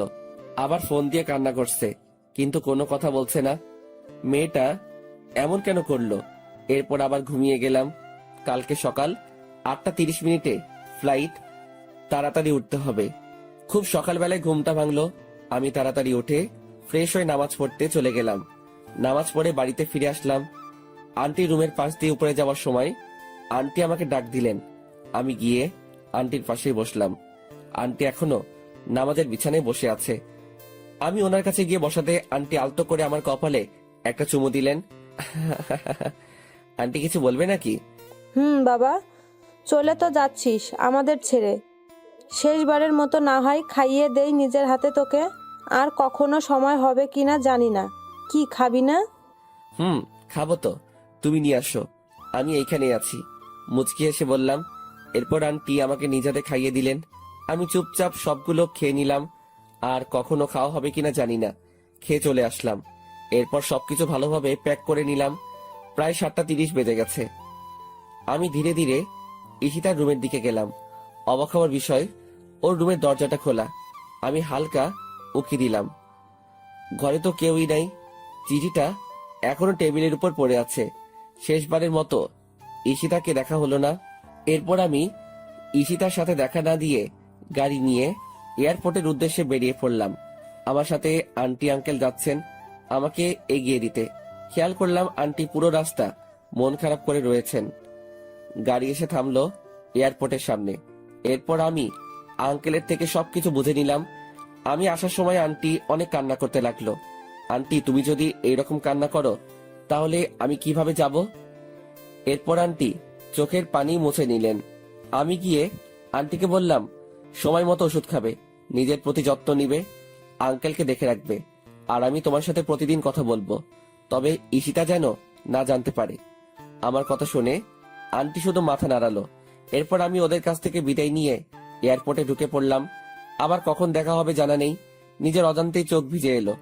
প্রিয় মানুষগুলো, প্রিয় দেশটি ছেড়ে চলে যেতে হবে বিদেশে। এরপর ঠিক সময় প্লেন টেক অফ করলো। তখন মন চাইছে প্লেনের জানালা ভেঙে নেমে যাই, কিন্তু তখন তো আর কোনো পথ খোলা ছিল না। এরপর তো তুমি সবই জানো অর্পা, আমার ইংল্যান্ডে আসা, তোমার সাথে পরিচয় হওয়া, পরিচয় থেকে বন্ধুত্ব। তুমি আমাকে কতটা ভালোবাসো ঠিক অনুভব করতে পারছি না। হয়তো আমি ঈশিতাকে যতটুকু ভালোবাসি তার থেকে বেশি ভালোবাসি, আবার এর থেকে কমও হতে পারে। তুই জানো অর্পা, আমার প্রতিটা মুহূর্তে ঈশিতার কথা মনে পড়তো। খেয়াল করে দেখলাম মেয়েটা কান্না করছে আমার কথাগুলো শুনে। ওকে সান্ত্বনা দেওয়ার ভাষা আমার নেই। হঠাৎ অর্পা চোখ মুছে আমাকে হাসি মুখে বলল, কি হয়েছে? কেকটা কাটবে না নাকি খালি পেটে থাকতে হবে? নাও, তাড়াতাড়ি করো। এরপর আমি কেকটা কাটলাম আর বলতে লাগলাম, happy birthday to you, happy birthday dear Ishita.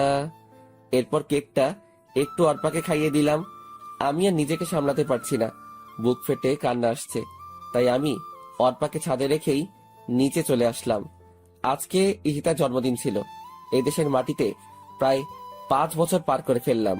প্রতি বছর ঈশিতার জন্মদিন পালন করতাম আমি। অর্পা মেয়েটা হচ্ছে আমার কলিগ, আমরা একই অফিসে কাজ করি। মেয়েটাও বাঙালি।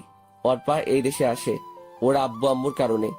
ওদের মধ্যে নাকি মিল নেই, সারাদিন নাকি ঝগড়া করে। তাই অর্পা রাগ করেই ওদের ছেড়ে এইখানে চলে আসে। বাঙালি হওয়ায় মেয়েটার সাথে বন্ধুত্ব করে নিলাম। এরপর থেকে নাকি মেয়েটা আমাকে ভালোবেসে ফেলে। আমি জানি প্রিয় মানুষটিকে না পেলে কত কষ্টে থাকতে হয়। যদি আমার কোনো পিছুটান না থাকতো তাহলে আমি অর্পাকে আপন করে নিতাম। প্রতি বছর ঈশিতার জন্মদিন পালন করার সময় অর্পা আমার কাছ থেকে আমার আর ঈশিতার গল্পটা শুনতে চাইতো। তাই আমি আমার জীবনের সব ঘটনা বললাম ওকে। আমার কথা শুনে অর্পা একদম কান্না করে দিল। এরপর আমিও রুমে এসে অনেক কান্না করলাম। ঈশিতার সাথে দেখা হবে কিনা জানি না।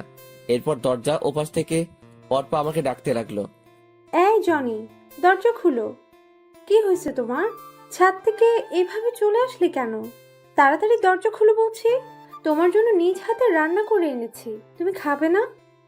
দরজা খুলো বলছি। আমি খাবো না অর্পা, আমার খিদা নেই, তুমি এখন যাও। ওই, তোকে বলছি না দরজা খুলতে? তাড়াতাড়ি দরজা খুলে দে। না হয় তোর মাথা পাঠাবো। আমি ভয়ে তাড়াতাড়ি দরজাটা খুলে দিলাম। কি মেয়ে রে বাবা, আমাকে সামান্য জিনিসের জন্য ঝাড়ি দেয়। ওই, তোমার সমস্যা কি? খাবে না কেন? তোমার জন্য এত কষ্ট করে রান্না করলাম, এখন তুমি কি চাও আমি এইগুলো ফেলে দেই? না, তার আর দরকার হবে না, তুমি খাবার দাও, আমি খেয়ে নিচ্ছি। জনি, একটা কথা বলি, রাখবা প্লিজ? আরে বলো, সমস্যা নাই, আমি তোমার কথা রাখবো। আর বেস্ট ফ্রেন্ডের কথা কি ফেলা যায়? আমি তোমাকে খাইয়ে দেই প্লিজ, শুধু আজকের জন্য। আর কখনো তো সুযোগ হবে না, শুধু একটা বার প্লিজ। কি দিবে না? দাও, সমস্যা নাই। এরপর অর্পা আমাকে খাইয়ে দিল। মেয়েটা আমাকে এতটা ভালোবাসে আমি ভাবতেই অবাক হচ্ছি। শুধুমাত্র আন্টি ছাড়া আর কেউ আমাকে এইরকম ভালোবাসেনি। আর আজকে অর্পা। খাওয়া শেষ করে উঠে আমি সোফায় বসে রইলাম। এরপর অর্পা এসে আমার পাশে বসলো। জনি, একটা জিনিস চাইবো, দিবা? বলো, কি চাও? আমাকে একবার জড়িয়ে ধরবে প্লিজ? প্রেমিকা হিসেবে না, ফ্রেন্ড হিসেবে প্লিজ। তোমাকে তো আর আমি পাবো না, কিন্তু একটু জড়িয়ে ধরতে পারি? পারো। বলার সাথে সাথেই মেয়েটা এসে আমাকে জড়িয়ে ধরলো আর কান্না করে দিল। আমি কিছু বলছি না। কি বলবো আমি? আমার কাছে কি উত্তর আছে? আমি শুধু অর্পার মাথায় হাত রাখলাম। মেয়েটা আমাকে কত ভালোবাসে, কিন্তু আমি তো ওকে ভালোবাসতে পারবো না, কারণ আমি শুধু ঈশিতাকেই ভালোবাসি আর কাউকে ঈশিতার স্থানটা দিতে পারবো না। এরপর অর্পা আমাকে ছেড়ে দিয়ে কান্না করতে করতে চলে গেল। আমি আর কোনো কিছু না ভেবে ঘুমিয়ে পড়লাম। চিন্তা করলাম পরশু দেশে ফিরে যাব। অনেক তো হলো এইভাবে, এখন থেকে না হয় আমার নতুন করে অবহেলা পেতে শুরু করব। তবুও মনের ভিতর কোনো শূন্যতা অনুভব হবে না।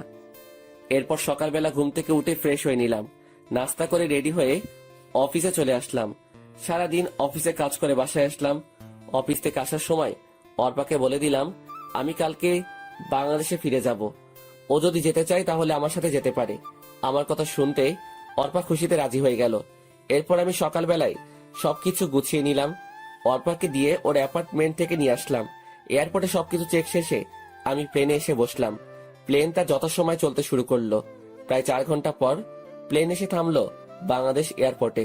নিজের দেশের মাটিতেই পা ফেলতেই সব ক্লান্তি দূর হয়ে গেল। এরপর একটা গাড়ি নিয়ে আমি আর অর্পা বাসায় চলে আসলাম। সেই চিরচেনা বাড়িটায় দরজায় দাঁড়িয়ে কলিং বেলে চাপ দিলাম। একটু পর আন্টি এসে দরজা খুলে দিলেন আর আমাকে দেখে ভীষণ অবাক হলেন। খুশিতে আত্মহারা হয়ে আমাকে জড়িয়ে ধরে কান্না করে দিলেন। আমি আন্টির সাথে কান্না করে দিলাম।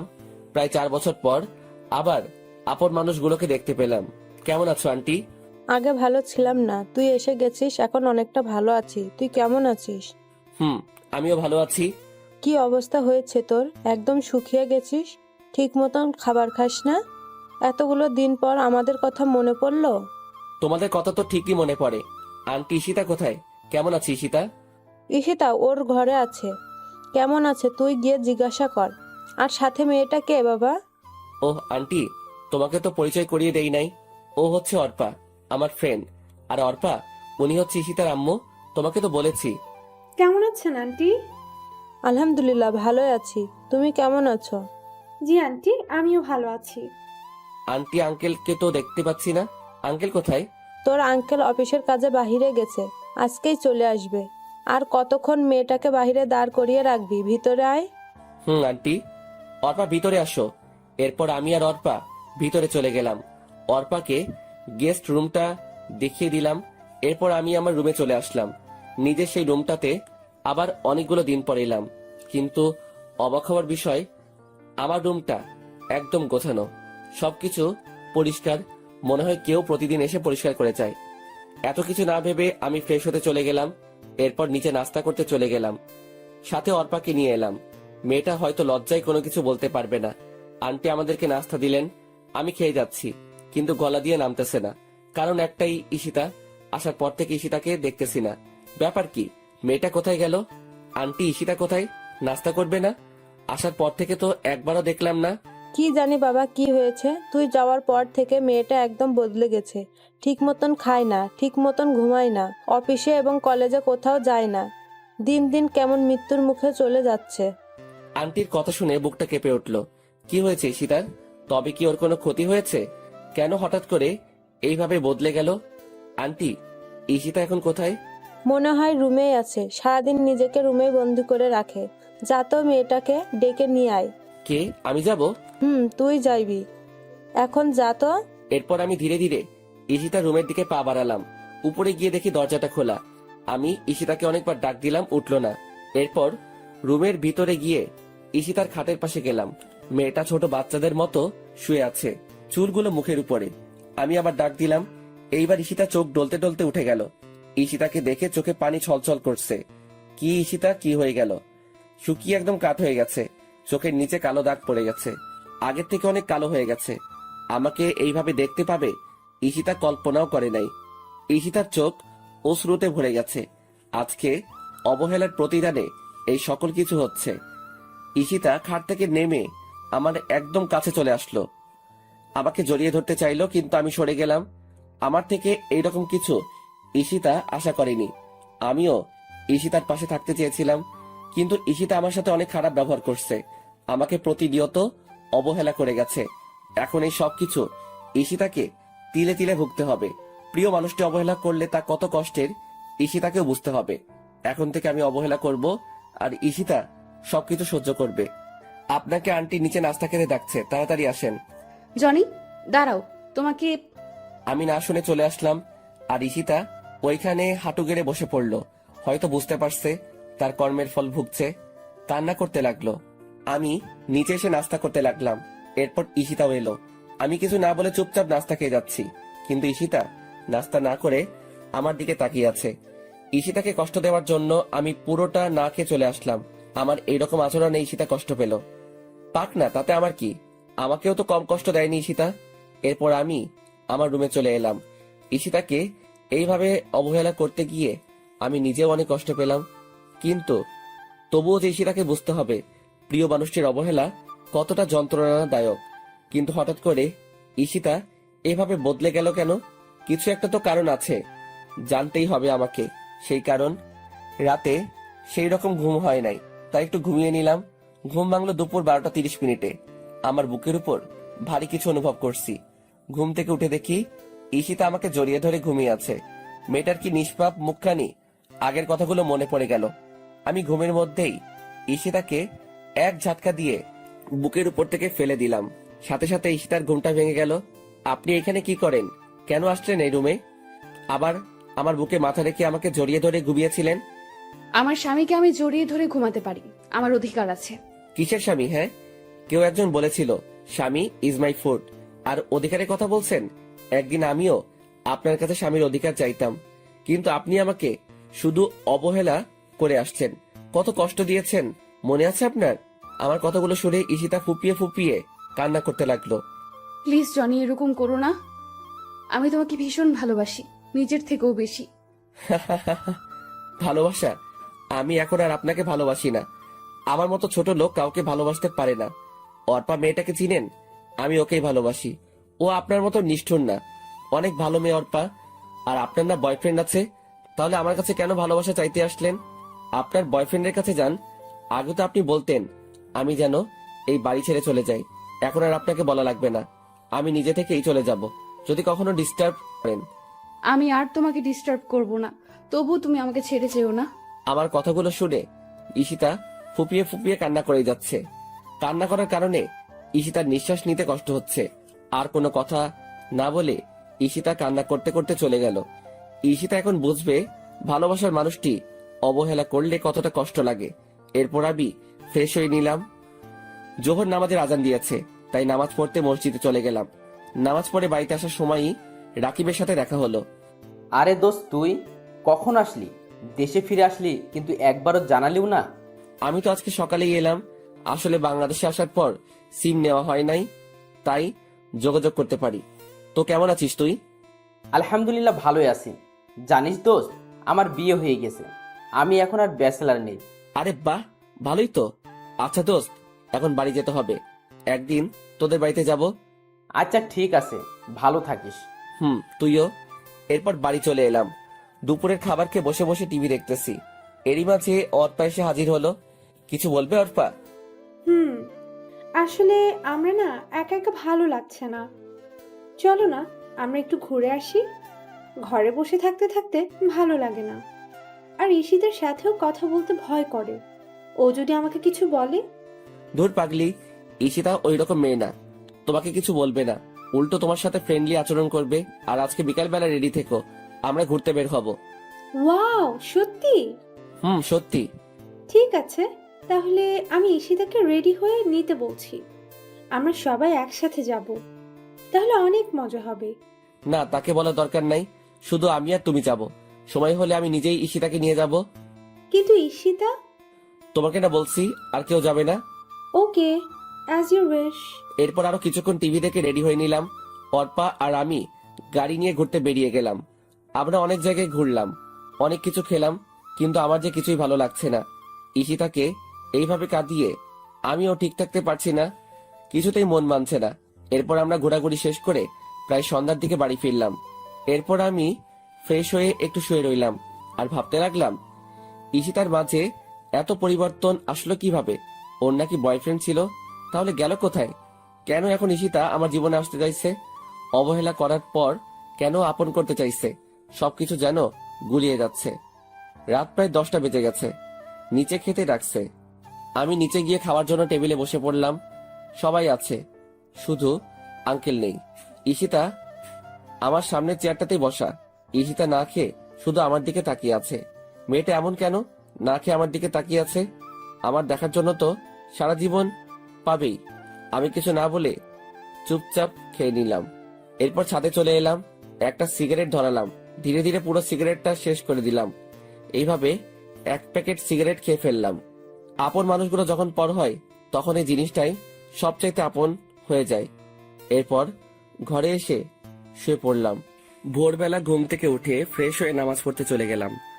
নামাজ শেষে বাড়িতে চলে এলাম। অনেকদিন সূর্যোদয়টা দেখা হয় না, তাই ছাদে এলাম। পূব আকাশে হালকা আলো চিকচিক করছে, বয়ে যাচ্ছে মৃদু বাতাস, আর রয়েছে চারিদিকে পাখিদের কিচিরমিচির আওয়াজ। সব মিলিয়ে একটা মনোমুগ্ধকর পরিবেশ। ভালোই উপভোগ করছি।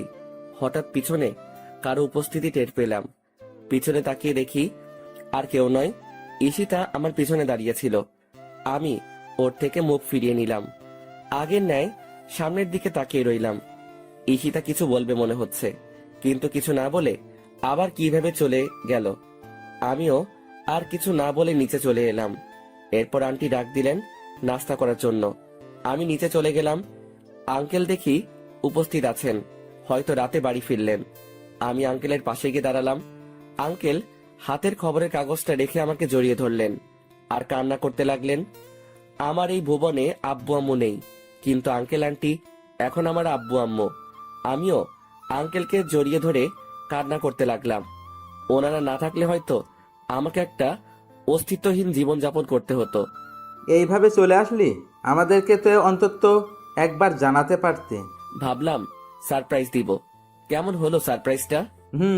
অনেক ভালো। এই কি অবস্থা হয়েছে তোর? কেন এমন করিস নিজের সাথে? অন্তত আমাদের কথা ভেবে না হয় শরীরের যত্ন নে। নিজের কথা তো কখনো ভাবিস না। তুই না থাকলে যে আমরা ভালো থাকতে পারি না, কেন বুঝিস না তুই? তোর বাবা মা তোকে আমাদের কাছে আমানত রেখে গেছে।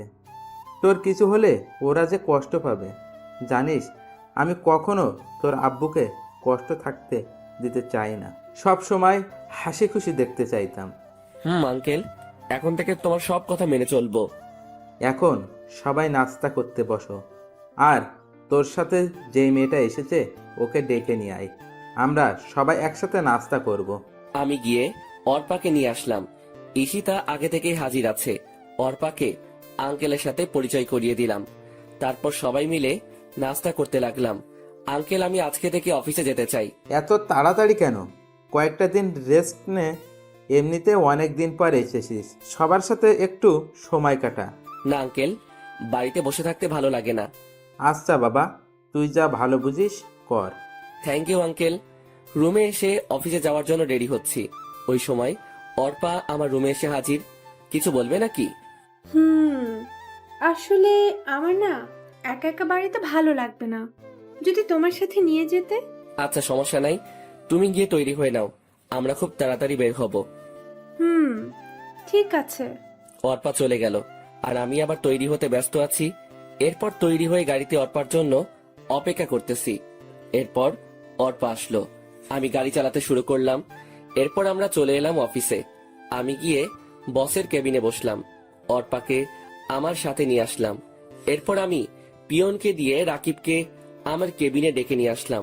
ফিরে আসবো নাকি? দোস্ত আয়, আর তোর অনুমতি লাগবো না, যখন ইচ্ছা তখন আসতে পারবি। তা বুঝলাম, কিন্তু বাকিরা কি ভাববে বল? বসকে তুই করে ডাকলে কেমন দেখায় না? আরে কে কি বললো আমার কিছু যায় আসে না। যেই জায়গায় আমার কোনো সমস্যা নাই, তাহলে তোর কি সমস্যা? আর আমি তোকে বস হিসেবে বলছি, তুই এখন থেকে আমাকে তুই করে বলবি। আচ্ছা ঠিক আছে, তা কিছু বলবি নাকি? বলবো তো, তাই তো ডাকলাম তোকে। কি কথা ছিল মনে আছে তো? কি কথা ছিল? ওই যে তোর বাড়িতে যাব আর বউটাকে দেখবো কোন সেই হতবাকি যে তোর মতো পাগলের খপ্পরে পড়েছে।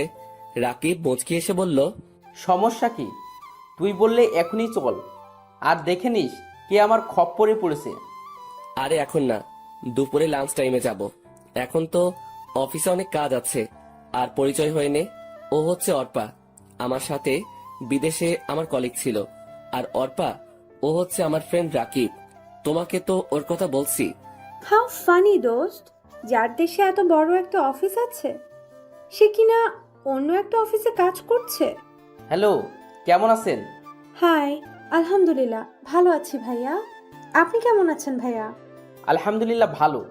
ওই সাইলেন্সারটার সাথে কিভাবে ফ্রেন্ডশিপ করলেন? সারাদিন তো মন মরা হয়ে বসে থাকতো। আমার মনে হয় বিদেশেও ওই রকম করেছে। ঠিক বলছেন। শুধু কাজের সময় কাজ করতো আর সারাদিন বসে বসে সময় কাটিয়ে দিত। আমি ওদের কথাগুলো শুনছি আর মিট করে হাসছি। পাগলগুলা বলে কি, সব সময় হাসি খুশি থাকার চেষ্টা করেও থাকতে পারতাম না।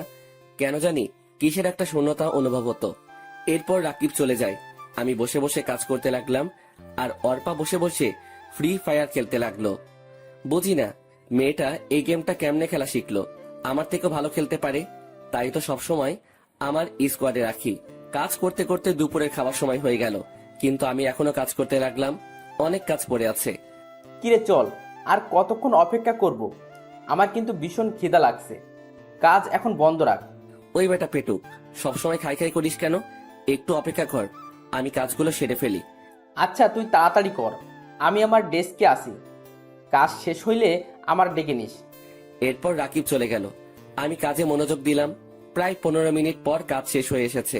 এরপর আমি অর্পাকে সাথে নিয়ে রাকিবের সাথে তাদের বাড়িতে উদ্দেশ্যে রওনা হলাম।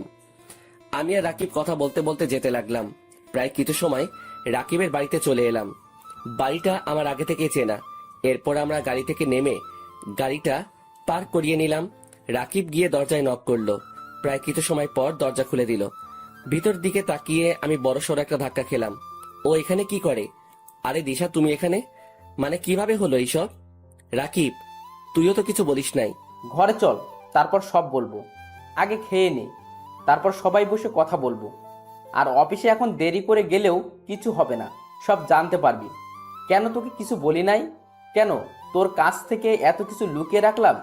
এখন চল। এরপর আমরা ভিতরে গেলাম, ফ্রেশ হয়ে চলে এলাম খাওয়ার রুমে। তবে দিশা মেয়েটাকে আজকে অনেক খুশি দেখাচ্ছে। আমিও অনেক খুশি। মেয়েটা অন্তত একটা ভালো মানুষকে তো পেলো, কিন্তু ওই শালা রাকিব তো অন্য মেয়েকে ভালোবাসতো। তাহলে ওই মেয়েটার কি হলো? সবকিছু কেমন গুলিয়ে যাচ্ছে। কিরে, এত কি ভাবিস? সব কিছু জানতে পারবি। এখন খেয়ে নি, আর কতক্ষণ অপেক্ষা করব? ভীষণ ক্ষুধা লাগছে। আমি মুচকি হেসে ওর কথায় সম্মতি জানালাম। এরপর আমরা সবাই খেতে বসে গেলাম। বাহ, মেয়েটার হাতের রান্না তো অনেক ভালো। পেট পুড়ে খেলাম। এরপর আমি একটু ছাদে এলাম, হাতে একটা সিগারেট নিলাম। সিগারেটটা ধরিয়ে টানতে লাগলাম। অবশ্যই আমি আগে এইসব ছাইপাস খেতাম না। এখন কেমনে যে এইসব ছাইপাস আপন হয়ে গেছে। হঠাৎ পিছনে কারো উপস্থিতি টের পেলাম। তাকিয়ে দেখি রাকিব দাঁড়িয়ে আছে। কিরে, একা একা খাবি নাকি? তুই এত স্বার্থপর কেন? আমাকেও দে, শেয়ার করলে কি হয় তোর? দে না দোস্ত। তুই আবার কবে থেকে এইসব খাস? আগে তো জানতাম না। আর আমি শেয়ার করতে পারবো না। পারলে পুরোটা খা, আমি অর্ধেক শেয়ার করতে পারবো না। আচ্ছা পুরোটাই দে, আমার এইসব অভ্যাস আছে। আগে যে কত খাইছি। আমি প্যাকেট থেকে একটা সিগারেট বের করে দিলাম। শালা জ্বালাতে পারছে না। আর ওনার নাকি অভ্যাস আছে। কিরে পারছি না তো। শালাকে সিগারেট দিলি? সেই কখন থেকে চেষ্টা করেই যাচ্ছি, কিন্তু কিছুতেই জ্বলছে না। আবাল মার্কা সিগারেট। তুমি আমার কচু জানো, সিগারেট মুখে নিয়ে জ্বালাতে হয়, হাতে রেখে না। ওনার নাকি আবার অভ্যাস আছে, না পারলে খাইস না। আরে দে তো, তুই পারলে আমি পারবো না কেন? আমি ঠিকই পারবো। তাড়াতাড়ি কর, পরে কিন্তু দিশা চলে আসবে, তখন কিন্তু আমি নিজের দিশাহারা হয়ে যাব। এত ভয় পাইলে খাও কেন? না খেলেই তো চলে। আরে ভাই দিবি তুই? বক বক না করে তাড়াতাড়ি সিগারেট জ্বালা। আমি আর কিছু না বলে সিগারেটটা জ্বালিয়ে দিলাম। শালা প্রথম টান দিয়ে কাশতে শুরু করলো। ও যদি আগে থেকে সিগারেট টানতো তাহলে তো এমন হতো না। বুঝলাম না ব্যাপারটা। এরপর ধীরে আরো একটু শেষ করলো। এখন দেখি রাকিবের চোখ দিয়ে পানি পড়তে লাগলো। আমি বুঝে গেলাম রাকিব আগে কখনো সিগারেট খাই নাই। আমি তাড়াতাড়ি ওর হাত থেকে সিগারেটটা কেড়ে নিলাম। মিথ্যা কথা বললি কেন? তুই তো ঠিক মতো সিগারেট টানতেই পারিস না, তাহলে কেন এইরকম করলি? দেখ তো তোর চোখ কি রকম লাল হয়ে গেছে। আর খেতে হবে না সিগারেট, তোর পরে ক্ষতি হবে। আমার ক্ষতি হলে তোর ক্ষতি হবে না। তুই কেন এইসব খাস? আমাকে সিগারেটটা ফিরিয়ে দে বলে দিলাম। না দিব না, এখন নিচে যা, আমি আসতেছি। এই কথা বলে আমি আবার সিগারেটটা টানতে শুরু করলাম। রাকিব এসে আমাকে জড়িয়ে ধরে কান্না করে দিল। বুঝলাম না ছেলেটার কাহিনী।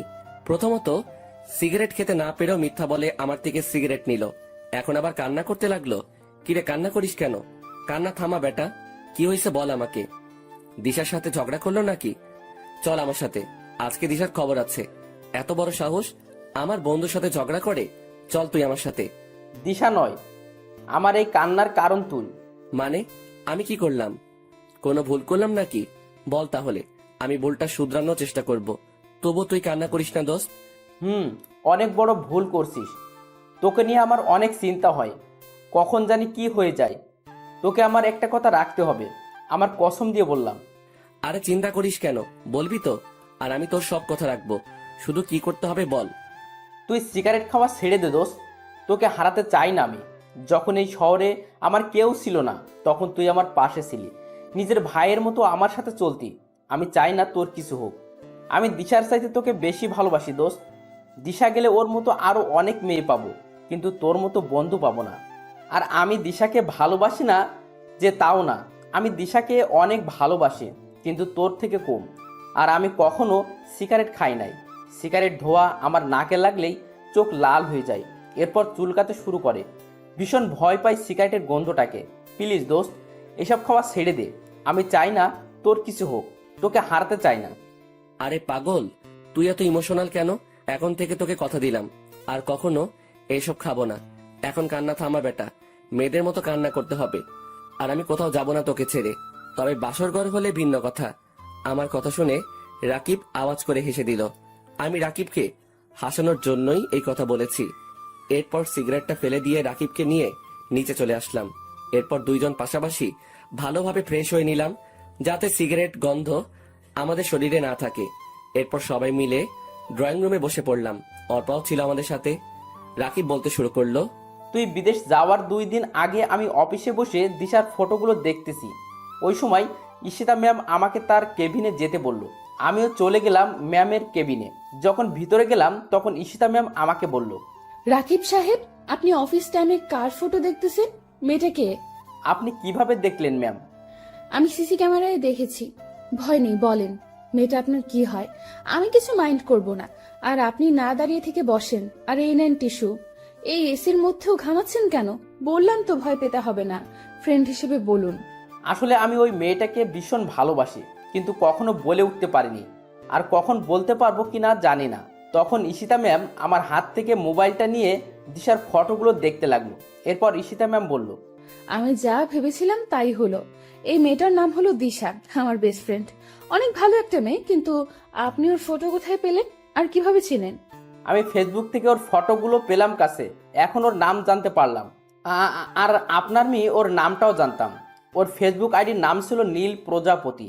আর ওকে সবসময় আমার বাড়ির সামনে দিয়ে কলেজে যেতে দেখতাম, কিন্তু ভয়ে কখনো কথা বলে উঠতে পারি নাই। আপনার বেস্ট ফ্রেন্ডকে মনে হয় আর পাওয়া হবে না। কেন পাওয়া হবে না? আপনি কি ওকে বিয়ে করতে চান? নির্ভয়ে বলুন, সবকিছু আমি দেখছি। তা তো অবশ্যই চাই, কিন্তু আপনার ফ্রেন্ড কি রাজি হবে? দূর থেকে ভালোবেসে গেলে কি হয়? আরে আপনি চিন্তা করছেন কেন? মনে করুন এখন থেকে আপনার এই বোন আপনার বিয়ের দায়িত্ব নিল। কি দিবেন না? ঈশিতার কথা শুনে আমি অনেক অবাক হলাম। আমি ভাবতে থাকলাম, এই মেয়েটা এই রকম কেন? আমার সাথে কি সুন্দর আচরণ করছে, কিন্তু তোর সাথে খারাপ আচরণ করে কেন? মেয়েটাকে তো দেখে খারাপ মনে হয় না। তারপর কি হলো? তারপর আমি ঈশিতা ম্যামকে দায়িত্ব দিয়ে দিলাম, আর উনি বলছেন দিশার সাথে নাকি আমার কথা বলিয়ে দেবে। এরপর আমি ওইখান থেকে চলে আসলাম। বাকিটা দিশার থেকে শুনেন। তারপর কি হলো? বলছি, তুমি বিদেশে যাওয়ার 2 দিন আগে ঈশিতা আমাদের বাড়িতে আসে। আমি কলেজে যাওয়ার জন্য প্রস্তুত হচ্ছি, ওই সময় ঈশিতা আমার কাছে আসলো। কিরে ঈশিতা, কখন আসলি? এখানে আয়, বস। এসেছি, তোর জন্য একটা খবর আছে। আজকে আর কলেজে যেতে হবে না। আরো এমন একটা খবর দিব তুই ভাবতেও পারবি না। তোর জন্য 2টা নিউজ আছে। কি নিউজ শুনি? তাও আবার একটা না 2টা নিউজ আছে? কিন্তু কলেজে তো যেতে হবে, গুরুত্বপূর্ণ কাজ আছে। আরে ছাড় তো কাজ, আজকে না গেলে কিছুই হবে না। এখন বলতেছি সব শোন। তোকে একটা ছেলে ভালোবাসে। ছেলেটা ভীষণ হ্যান্ডসাম, আমার অফিসেই কাজ করে। আর বড় কথা হচ্ছে ও জনের বেস্ট ফ্রেন্ড। অনেক ভালো ছেলে। আমি যতটুকু জানি ওর এই পৃথিবীতে কেউ নেই। তোকে ভীষণ সুখে রাখবে। রাজি হয়ে যা দোস্ত, আমি বিয়ের সব কিছুর ব্যবস্থা করছি। শুধু তুই রাজি হলেই হবে। আর রাজি না হয়েও পারবি না। ছেলে কিন্তু অনেক সুন্দর আর ভালো। সবই বুঝলাম, কিন্তু আমাকে দেখলো কিভাবে? আর ছেলেটার নাম কি? তুই নাকি প্রতিদিন কলেজে যাওয়ার সময় ওর বাড়ির সামনে দিয়ে যাইতি, তখন থেকে তোকে ভালোবেসে ফেলে। আর ফেসবুক থেকে তোর অনেকগুলো ফটো নিছে। আর ছেলেটার নাম রাকিব। কিন্তু কিভাবে সম্ভব? কেন সম্ভব নয়? ও তোর জন্য একদম পারফেক্ট। আর বললাম না তোকে দারুণ একটা খবর দিব, তাহলে আমিও জনিকে ভালোবাসি। হোমা, তাই নাকি?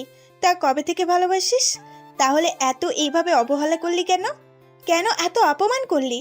জানিস, ছেলেটা ভীষণ ভালো। আমি ওকে একদিন ভালোবাসার কথা বললাম, কিন্তু জনি আমাকে তখন গ্রহণ করে নাই। তার একমাত্র কারণ সে তোকে নিজের জীবনের চাইতেও বেশি ভালোবাসতো, আর এখনো বাসে। শুধু তুই বুঝিস নাই জনির ভালোবাসা। এত অবহেলা অপমান করার পরেও কেন জনি তোর কাছে পড়ে আছে জানিস? শুধু তোকে ভালোবাসে বলে। কিন্তু তার প্রতিদান ছেলেটাকে কি দিলি? শুধু অবহেলা আর অপমান ছাড়া। তাই এখনো সময় আছে, জনের কাছে ক্ষমা চেয়ে নে আর একসাথে নতুন জীবন শুরু কর। ক্ষমা তো চাইবো, কিন্তু এখন না। ওর জন্মদিনে ওকে সারপ্রাইজটা দিব।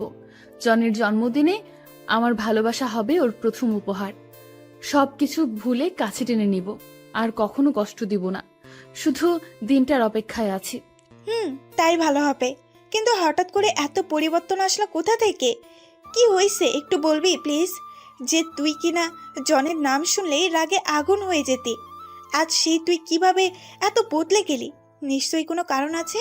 কারণটা কি বলবি প্লিজ? সময় হলে ঠিক সব জানতে পারবি। এখন রেডি হয়ে নে, আজকে আমার সাথে তোকে যেতে হবে। রাকিব তোর জন্য অপেক্ষা করছে। সবই বুঝলাম, অন্তত তুই তো আমাকে জানাতে পারতি রাকিব। আমি যদি জানতাম তাহলে সত্যি সব কিছু জানাতাম। আমি তো জানতাম না যে তুই দিশাকে চিনিস, আর তোমাদের এই রকম একটা সম্পর্ক ছিল তাও জানতাম। আর বড় কথা, তুই তো ঈশিতাকে কিছু না বলে চলে গেলি বিদেশে, একবারও জানানো দরকার মনে করলি না। কিন্তু আমি একটা বিষয় বুঝতেই পারছি না, ঈশিতার এত পরিবর্তন হলো কেন? এর পিছনে কোনো কাহিনী আছে? আচ্ছা দোস্ত, তাহলে এখন উঠি, অনেক সময় হয়ে গেছে। ঠিক আছে, আমি কালকে অফিস যেতে পারবো না। দিশার সাথে একটু সময় কাটাতে চাই। প্লিজ দোস্ত, শুধু কালকের জন্য ছুটি চাই। শুধু কালকে না, তোকে 1 সপ্তাহ ছুটি দিলাম, যত পারিস সময় কাটা। তবে ছুটি শেষে চলে আসিস। দিশার খেয়াল রাখিস, কখনো কষ্ট দিস না। আর দিশা আমার বন্ধুটা কিন্তু সাদাসিধে আর ইমোশনাল, তাই কখনো ওকে অবহেলা বা ইগনোর করিও না। আর তুমি আমাকে ক্ষমা করে দিও জনি। জানি আমার এই অপরাধের ক্ষমা নেই। ঈশিতাকে আর কষ্ট না দিয়ে কাছে টেনে নাও। অনেক কষ্ট আছে মেয়েটা। তুমি তো জানো, প্রিয় মানুষটির দেওয়া অবহেলা মৃত্যুর সমান। যদি বেশি ইগনোর করো ঈশিতাকে, তাহলে জীবনে তাকে হারিয়ে ফেলতে পারো। আরে ক্ষমার কি আছে? আমি তো চাইতাম তোমার জীবনে এমন কেউ আসুক যে সবসময় তোমাকে ভালোবাসবে, সুখে রাখবে। আর দেখো, পেয়ে গেলে বিশ্বস্ত মানুষটাকে। আর রাকিবও পেয়ে গেল তার ভালোবাসার মানুষটিকে। আর আমাদের বাড়ি আবার আসবে, কিন্তু পরের বার যেন ঈশিতাকে সাথেই দেখি। মুচকি এসে বললাম, দেখবে। তাহলে এখন আসি। এরপর অর্পাকে নিয়ে চলে এলাম বাড়িতে। তবে আজকে আমি ভীষণ খুশি। ঈশিতা আমাকে আরো 4 বছর আগে থেকে ভালোবাসতো, কিন্তু এত তাড়াতাড়ি ঈশিতাকে কাছে টেনে নিলে হবে না। ওকে ভালোভাবে বুঝতে হবে আপনজনের অবহেলা সহ্য করা কতটা যন্ত্রণাদায়ক। এরপর আমি ফোন করে বলে দিলাম অফিস যেন আজকে 4টায় ছুটি দিয়ে দেয়। ভালো লাগছে না, তাই রুমে বসে আছি। হঠাৎ কোথায় থেকে ঈশিতা আমার রুমে এসে হাজির। আপনি এখানে কেন? চলে যান আমার রুম থেকে। আপনাকে দেখলে আমার শরীরটা জ্বালা করে, অসহ্য লাগে আপনাকে। কি চান এখানে? এইভাবে কথা বলছো কেন? আমি তো তোমার বউ, মাফ করে দাও না প্লিজ আমাকে। কখনো তোমাকে কষ্ট দেব না প্লিজ। ভীষণ ভালোবাসি তোমায়। তোমাকে ছাড়া আমার একটা দিনও ভাবা কষ্টকর। তোমাকে যে হৃদয়ের গোপন কুঠিরেতে বেঁধে ফেলেছি, যদি দূরে যেতে চাও তাহলে আমার কলিজা ছিঁড়ে যেতে হবে। তখন হয়তো আমি একটা জীবন্ত লাশ হয়ে যাব। মাফ করব, তাও আবার আপনাকে? অসম্ভব, কখনো আমি আপনাকে মাফ করব না। আর কি বললেন, ভালোবাসেন আমাকে? ভীষণ হাসি পাচ্ছে আপনার কথা শুনে। হঠাৎ কোথায় থেকে এত ভালোবাসার উৎপত্তি ঘটলো? আমি একদিন একজনকে ভীষণ ভালোবাসতাম, তাকেও যত্ন করে রেখেছিলাম হৃদয়ের গোপন কুঠুরিতে। কিন্তু কি পেলাম তার কাছ থেকে? দিন শেষে অবহেলা আর অপমান হলো আমার পথ চলার সাথী। আর আমিও এখন জীবন্ত লাশ হয়ে জীবনযাপন করতেছি। তাই কাউকে আর জীবনের সাথে মিশাতে পারবো না। ভালোবাসা সবার জীবনে একবারই আসে, আমারও ছিল, কিন্তু তা আজকে লাশ হয়ে গেল। আমার হাতটা ধরে ঈশিতা বলল, প্লিজ আমাকে ক্ষমা করে দাও। আমি আসলে বুঝতে পারি নাই, ভীষণ ভালোবাসি তোমাকে। আমি আমার ভুল বুঝতে পেরেছি। তোমার সাথে খারাপ ব্যবহার করা ঠিক হয়নি। এখন যদি আমাকে ক্ষমা না করো তাহলে আমাকে চিরতরে হারাবে। তুমি আমাকে ছেড়ে কয়েক বছর দূরে ছিলে, আমি কিন্তু চিরতরের জন্য দূরে চলে যাব, এমন দূরে যেখানে গেলে কেউ আর কখনো ফিরতে পারে না। আমার হাতটা ছাড়ুন। যখন খারাপ ব্যবহার করেছেন তখন বোঝার কথা ছিল, এখন না। আরে কোথায় যাবেন? চিরতরের জন্য দূরে? তো চলে যান না, কি আটকে রেখেছে?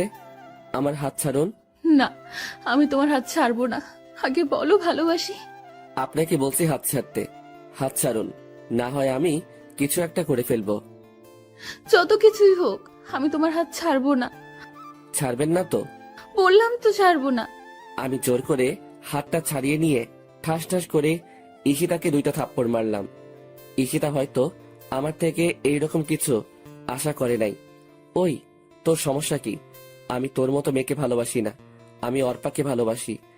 আর আগে তুই আমাকে এই বাড়ি ছেড়ে চলে যেতে বলতি না, কিন্তু এখন তুই যদি যাস আমি এই বাড়িতে থাকি, তবু থাকবো না। এখন দূর হ আমার সামনে থেকে। আমার সামনে আসার চেষ্টা করবি না, তখন কিন্তু আরো খারাপ হবে তোর সাথে। যত সব নষ্ট মেয়ে কোথাকার। আমার কথা শুনে মেয়েটা আর এখানে দাঁড়াতে পারলো না, কান্না করতে করতে চলে গেল। এখন আমার নিজেরই কান্না আসতে লাগলো। মেয়েটাকে এইভাবে মারাটা ঠিক হয় নাই। থাপ্পড়টা অনেকটা জোরেই লেগেছে, ঠোঁট কেটে রক্ত বের হতে লাগলো মেয়েটার। কথাগুলো ভাবতেই কান্না চলে এলো। আমি কান্না করতে লাগলাম, সরি ঈশিতা, তোমাকে এইভাবে কষ্ট দিতে চাই নাই, কিন্তু আমারও যে কিছু করার নাই। ভালোবাসার মায়াজালে বন্দি আমি, নিজেকে নিজেই বলতে লাগলাম। তবে মেয়েটা শেষ কথাটা আমাকে বেশি ভাবাচ্ছে। ওকে চিরতরের জন্য হারাতে হবে। তবে কি মেয়েটা ওর নিজের কোনো ক্ষতি করবে না তো? না, এই মেয়েটাকে চোখে চোখে রাখতে হবে, কোনো ক্ষতি হতে দেওয়া যাবে না। আর কোনো কিছু না ভেবে একটু ঘুমাতে চেষ্টা করলাম, ঘুম কিছুতেই আসছে না। কি জানি মেয়েটা কি করতেছে। আমি শোয়া থেকে উঠে ধীরে ধীরে ঈশিতার রুমের দিকে এগোতে লাগলাম। দরজার কাছে এসে ভিতরে তাকিয়ে দেখি মেয়েটা শুয়ে আছে। একটু কাছে গিয়ে মোবাইলের ফ্ল্যাশ লাইটটা জ্বালিয়ে দেখি মেয়েটার চোখ দুটো ফুলে আছে। ওকে দেখেই বুকের ভিতরটায় ঝড় শুরু হয়ে গেল। মনে হয় অনেক কান্না করেছে। মোবাইলের লাইটের আলো চোখে পড়াতে ঈশিতার ঘুমটা ভেঙে গেল। আমাকে দেখেই এক প্রকার জড়িয়ে ধরল। আমি কিছুক্ষণ সময় চুপ করে রইলাম। এরপর বললাম, আমাকে ছাড়েন, এইভাবে জড়িয়ে রেখেছেন কেন? জড়িয়ে ধরে রেখে ঈশিতা বলতে লাগলো, না, ছাড়বো না। ছেড়ে দিলেই আমাকে ছেড়ে অনেক দূরে চলে যাবে। আমি তা কখনো হতে দিব না। ভীষণ ভালোবাসি তোমায়। যদি কখনো দূরে চলে যাও তাহলে আমি সত্যিই মরে যাব। জানো, আজকে তোমার থাপ্পড় দেওয়াতে কষ্ট পাই নাই, কষ্ট পাইছি তোমার কথাগুলোতে। প্লিজ আমাকে মাফ করে দাও, কখনো তোমাকে ভুলতে পারবো না। আর যদি দূরে চলে যাও তাহলে আগে আমাকে শেষ করে দাও, তারপর চলে যাও। সবকিছু ভুলে আমাকে কাছে টেনে নাও। আচ্ছা যাব না, এখন ঘুমাও। শুভরাত্রি। তারপর আমিও ঈশিতার কাছ থেকে নিজেকে ছাড়িয়ে নিয়ে চলে আসলাম। আমার রুমে এসে শুয়ে পড়লাম। ঘুম থেকে উঠে আমি চমকে গেলাম। ঈশিতা আমাকে জড়িয়ে ধরে শুয়ে আছে। মেয়েটার দিকে তাকিয়ে দেখি ঠোঁটের কোণায় এখনো রক্তের দাগ লেগে আছে, আর গালে আছে 5 আঙ্গুলের দাগ। মেয়েটা আজকে ভীষণ মায়াবী লাগছে। অন্যরকম একটা মায়া কাজ করছে ওর মুখে। ওর মায়া ভরা মুখটা আমাকে ওর দিকে টানছে। তবু নিজেকে সামলিয়ে নিয়ে ঈশিতাকে ডাকতে লাগলাম। ঈশিতা, এই ঈশিতা, ওঠো। এখানে কেন আসলে? আরে আমাকে ছাড়ো, অনেক বেলা হয়েছে, তাড়াতাড়ি উঠে পড়ো। ঈশিতা উঠে দেখে ও আমার বুকে মাথা দিয়ে শুয়ে আছে। আমাকে দেখে ভীষণ লজ্জা পেল ঈশিতা। আর আমার মুখে তুমি ডাকটা শুনে ঈশিতা অনেকটা বিস্মিত হলো। এরপর আমাকে ছেড়ে ঈশিতা দৌড়ে চলে গেল। এরপর আমি ফ্রেশ হয়ে নাস্তা করতে চলে গেলাম। নিচে ঈশিতা আর অর্পা দুইজন বসে গল্প করছে। আমি গিয়ে তাদের সাথে বসে পড়লাম আড্ডাতে। অনেক মজা হয়েছে, তবে ঈশিতাকে আজকে ভীষণ খুশি দেখাচ্ছে। মেয়েরা বেশি কিছু চায় না, শুধু নিজের ভালোবাসার মানুষটির কাছ থেকে একটু ভালোবাসা পেলেই তা তাদের জন্য যথেষ্ট। ঈশিতাও তার ব্যতিক্রম নয়। ঈশিতা কেন এত খুশি তা তো আমি জানি। এরপর সবাই মিলে নাস্তা করে নিলাম। নাস্তা শেষ করে আমি রুমে চলে আসলাম। অফিসে যাব তাই রেডি হতে লাগলাম। হঠাৎ করেই অর্পা আমার রুমে এলো। কিছু বলবে নাকি অর্পা? আমি অফিসে যাব, কিছু প্রয়োজন হলে বলো। না, আমার কিচ্ছুর প্রয়োজন নেই। তোমাকে একটা কথা বলতে চাই। আমি আর এখানে থাকতে পারবো না। বলো, কি বলবে? আর থাকবে না কেন? ঈশিতা কি কিছু বলেছে? তাহলে আমাকে বলো, তোমার সাথে কি খারাপ ব্যবহার করেছে? না, ঈশিতা কিছু বলে নাই। জানো, ঈশিতা খুব ভালো মেয়ে। আসলে আম্মু ফোন করেছে, আমাকে বাড়িতে যেতে বলেছে। আমার নাকি বিয়ে ঠিক করেছে। বিয়েতে আব্বু আম্মু সবাই রাজি আছে। আর আমার বিয়ের মধ্যে দিয়েই তারা আবার এক করতে পারবো। আর এর জন্য আমাকে যা করতে হয় করব। তবু আব্বু আম্মুকে এক করবই। যদি এর জন্য আমাকে বিয়ে করতে হয় তাতেও আমি রাজি আছি। আমি সব সময় তাদের সুখে দেখতে চাই। আর তোমাকে এইটাই বলতে এসেছি। আমি সবকিছু গুছিয়ে নিয়েছি। তুমি প্লিজ আমাকে বাস স্ট্যান্ডে নিয়ে আসো। ও, তা কবে ঠিক করলো বিয়ে? যদি তোমার বিয়ে করাতে আন্টি আঙ্কেল আবার এক হয় তাতে সমস্যা নাই, কিন্তু ছেলেটাকে কিরকম ছেলে স্বভাব? আর এখনই যেতে হবে নাকি? ছেলেটা খুব ভালো। আর ও হচ্ছে আমার মামাতো ভাই, আমার সমবয়সী। আব্বু আম্মু সবাই রাজি। এখন কি আমি না করতে পারি? আমি সব সময় তাদের হাসি খুশি দেখতে চাই। আর বিয়েটা কবে আমাকে এখনো বলে নাই, শুধু তাড়াতাড়ি বাড়ি ফিরতে বলেছে। তাহলে ভালোই হবে। আচ্ছা তুমি যাও, আমি রেডি হয়ে আসছি। আমি ভালোভাবে রেডি হয়ে নিলাম। এরপর নিচে এসে বসে রইলাম। অর্পা এখনো আসে নাই। নিচে ঈশিতাও বসে আছে। আমি ঈশিতাকে শুনিয়ে শুনিয়ে বলতে লাগলাম, আন্টি, আমি আজকে অর্পার সাথে চলে যাচ্ছি। আবার কখনো এই বাড়িতে আসা হবে কিনা জানি না। ভালো থেকো সবাই। আর কেউ একজন আছে এই বাড়িতে, তাকে বলে দিও আমি আর ফিরবো না। আমাকে দেখলে তো আবার তার সহ্য হয় না। ওইখানে অর্পাকে বিয়ে করে নিব। আমাদের বাচ্চা হলে তবেই ফিরবো। কথাগুলো ঈশিতাকে শুনিয়ে শুনিয়ে বললাম, যাতে ঈশিতা রাগ করে। আসলে আমার এইরকম কোনো চিন্তা ভাবনা ছিল না। ভাবলাম ঈশিতাকে রাগিয়ে অফিসে চলে যাব। এরপর অফিস থেকে আসার সময় তার রাগ ভাঙানোর জন্য যা করতে হয় করব। এরপর আমি আর অর্পা গাড়ি নিয়ে বেরিয়ে পড়লাম। ঈশিতা দরজায় দাঁড়িয়ে আমাদের চলে যাওয়া দেখতে লাগলো আর ফুপিয়ে ফুপিয়ে কান্না করছে। কেউ হয়তো এই কান্না শুনতে পারছে না, কিন্তু আমার কানে ঈশিতার কান্নার আওয়াজ ঠিকই বাজছে। এরপর অর্পাকে নিয়ে বাস স্ট্যান্ডে চলে এলাম। ওর জন্য টিকিট কেটে নিলাম। 10 মিনিট পরে বাস যাত্রা শুরু করবে। মেয়েটা মনে হয় কান্না করছে। ঠিকই ধরেছি, কিন্তু আমাকে বুঝতে দিচ্ছে না। আমি গিয়ে অর্পার পাশে দাঁড়ালাম। অর্পা আমার দিকে তাকিয়ে বলতে লাগলো, জানো জনি, আমি যাকে নিজের চাইতে বেশি ভালোবাসি সেটা হলো তুমি। ভীষণ ভালোবাসি তোমায়। ইংল্যান্ডে প্রথম তোমার সাথে আমার পরিচয় হয় নাই। আমি তোমাকে আগে থেকেই চিনতাম। এখন হয়তো প্রশ্ন রয়ে গেল, আমি তোমাকে কিভাবে চিনি? ফেসবুকে আমার একজন প্রিয় রাইটার ছিল, অনেক ভালোবাসতাম তার গল্পগুলোকে। কিন্তু হঠাৎ ওই আইডি থেকে গল্প আসা বন্ধ হয়ে যায়। আইডিটা কে ও আর খুঁজে পাই নাই। অনেকদিন ফেসবুকে শুধু ওই আইডিটা খুঁজেছি। এভাবে একটা বছর পার হয়ে গেল। এরপর তুমি আমার সাথে ইংল্যান্ডে জব নাও। এরপর আমরা ভালো বন্ধু হয়ে উঠি। তো একদিন তোমার মোবাইলে একটা ফোন এসেছিল। তুমি তখন বসের কেবিনে ছিলে।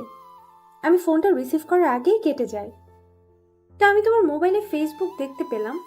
ভাবলাম তোমার সাথে অ্যাড হয়ে নেই। যখন তোমার মোবাইল থেকে ফেসবুকে ঢুকলাম, তখন কিছু সময়ের জন্য নিশ্চুপ হয়ে গেলাম। কারণ এতগুলো দিন ধরে যে আইডিটা খুঁজেছি, ওটা তোমার আইডি ছিল। জানো, ভীষণ ভালোবাসতাম তোমায়, কিন্তু তুমি এখন অন্য কারো। সব কিছু তো আর চাইলেই পাওয়া যায় না। আচ্ছা, তোমার কাছে শেষ একটা জিনিস চাইবো, দিবে? কিছুক্ষণ চুপ থেকে বললাম, বলো কি চাই তোমার? আমার সাথে থাকলে অবশ্যই দিব। আমার জন্য না হয় নতুন করে গল্প লেখা শুরু করো।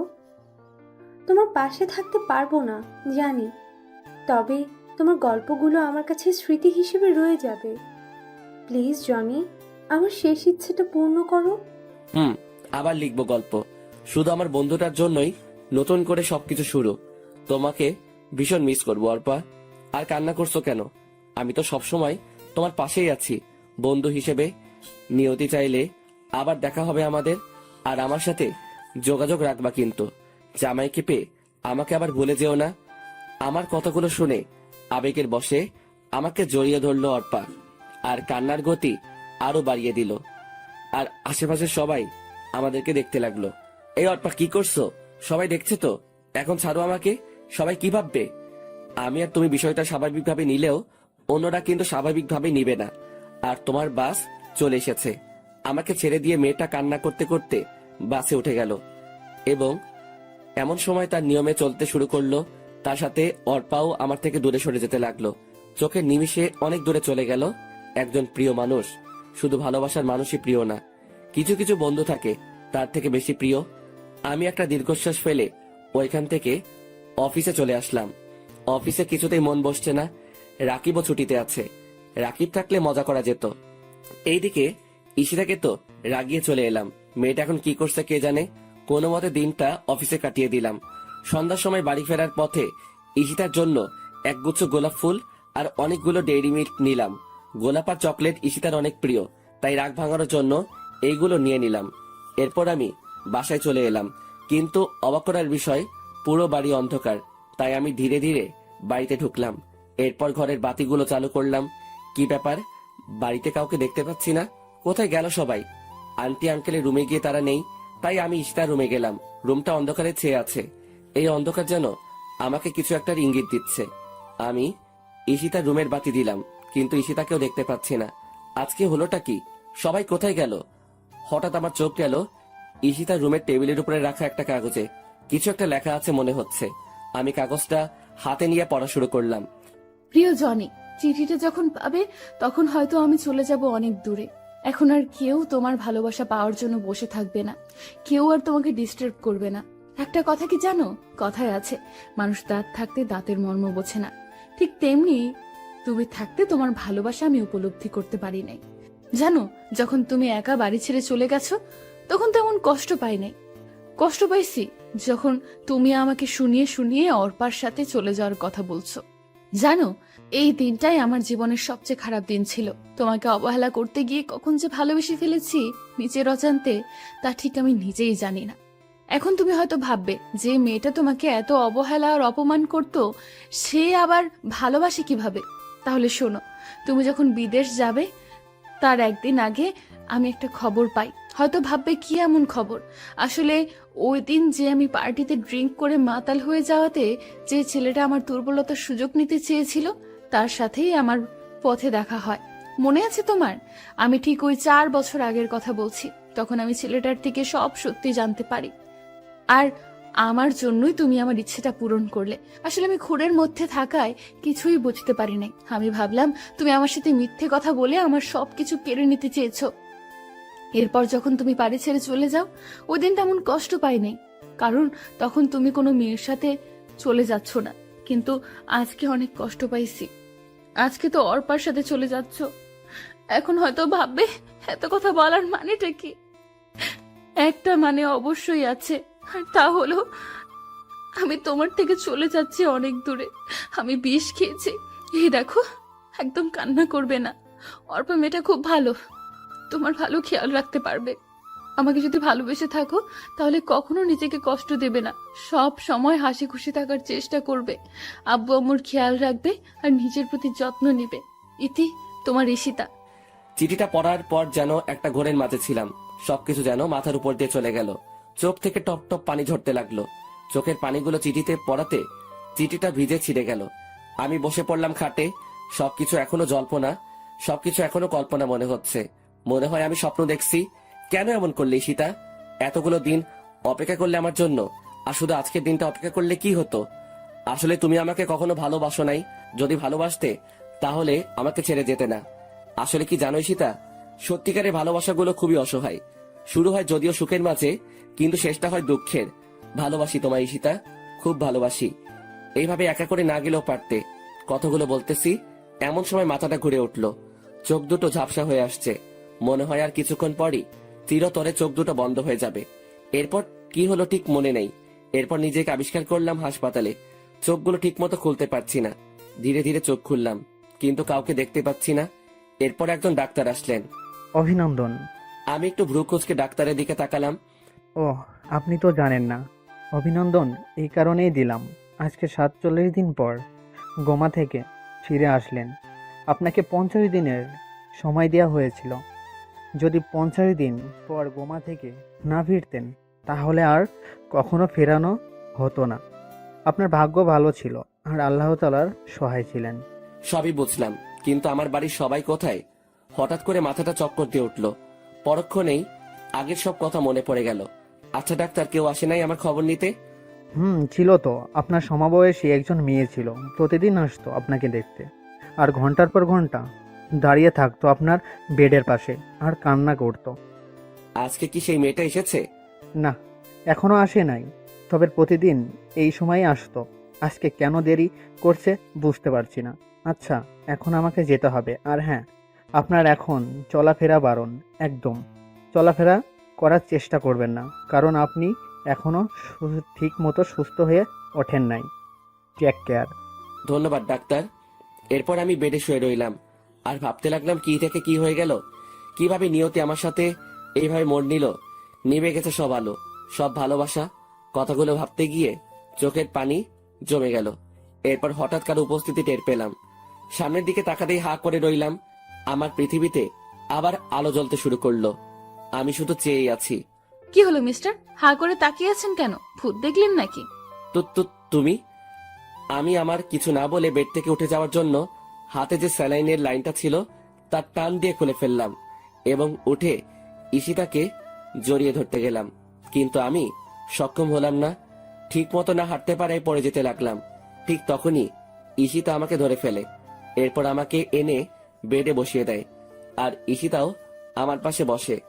আমি সাথে সাথে ঈশিতাকে জড়িয়ে ধরে কান্না করে দিলাম। আর কি হচ্ছে কিছুই বুঝতে পারছি না।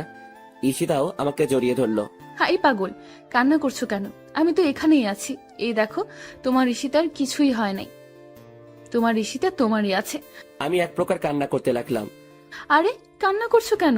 ভালোবাসি তোমাকে, কখনো কি ছেড়ে যেতে পারি? তাহলে এরকম করলে কেন? আর চিঠিটার মানে কি? প্লিজ আমাকে সবকিছু খুলে বলো। আসলে চিঠিটা মিথ্যা ছিল। তোমার অবহেলা আর নিতে না পেরে আম্মুর সাথে পরিকল্পনা করে এই মিথ্যে নাটকটা সাজিয়েছি। আসলে এত কিছু হবে জানা ছিল না। এইরকম না করলেও পারতে। যাও, ভালোবাসি না তোমাকে। আমার সাথে কথা বলার চেষ্টা করবে না। ওরে আমার বাবুটা বুঝি রাগ করেছে। সরি, আর কখনো এরকম করব না। আসো, তোমাকে আদর করে দিই। দাও।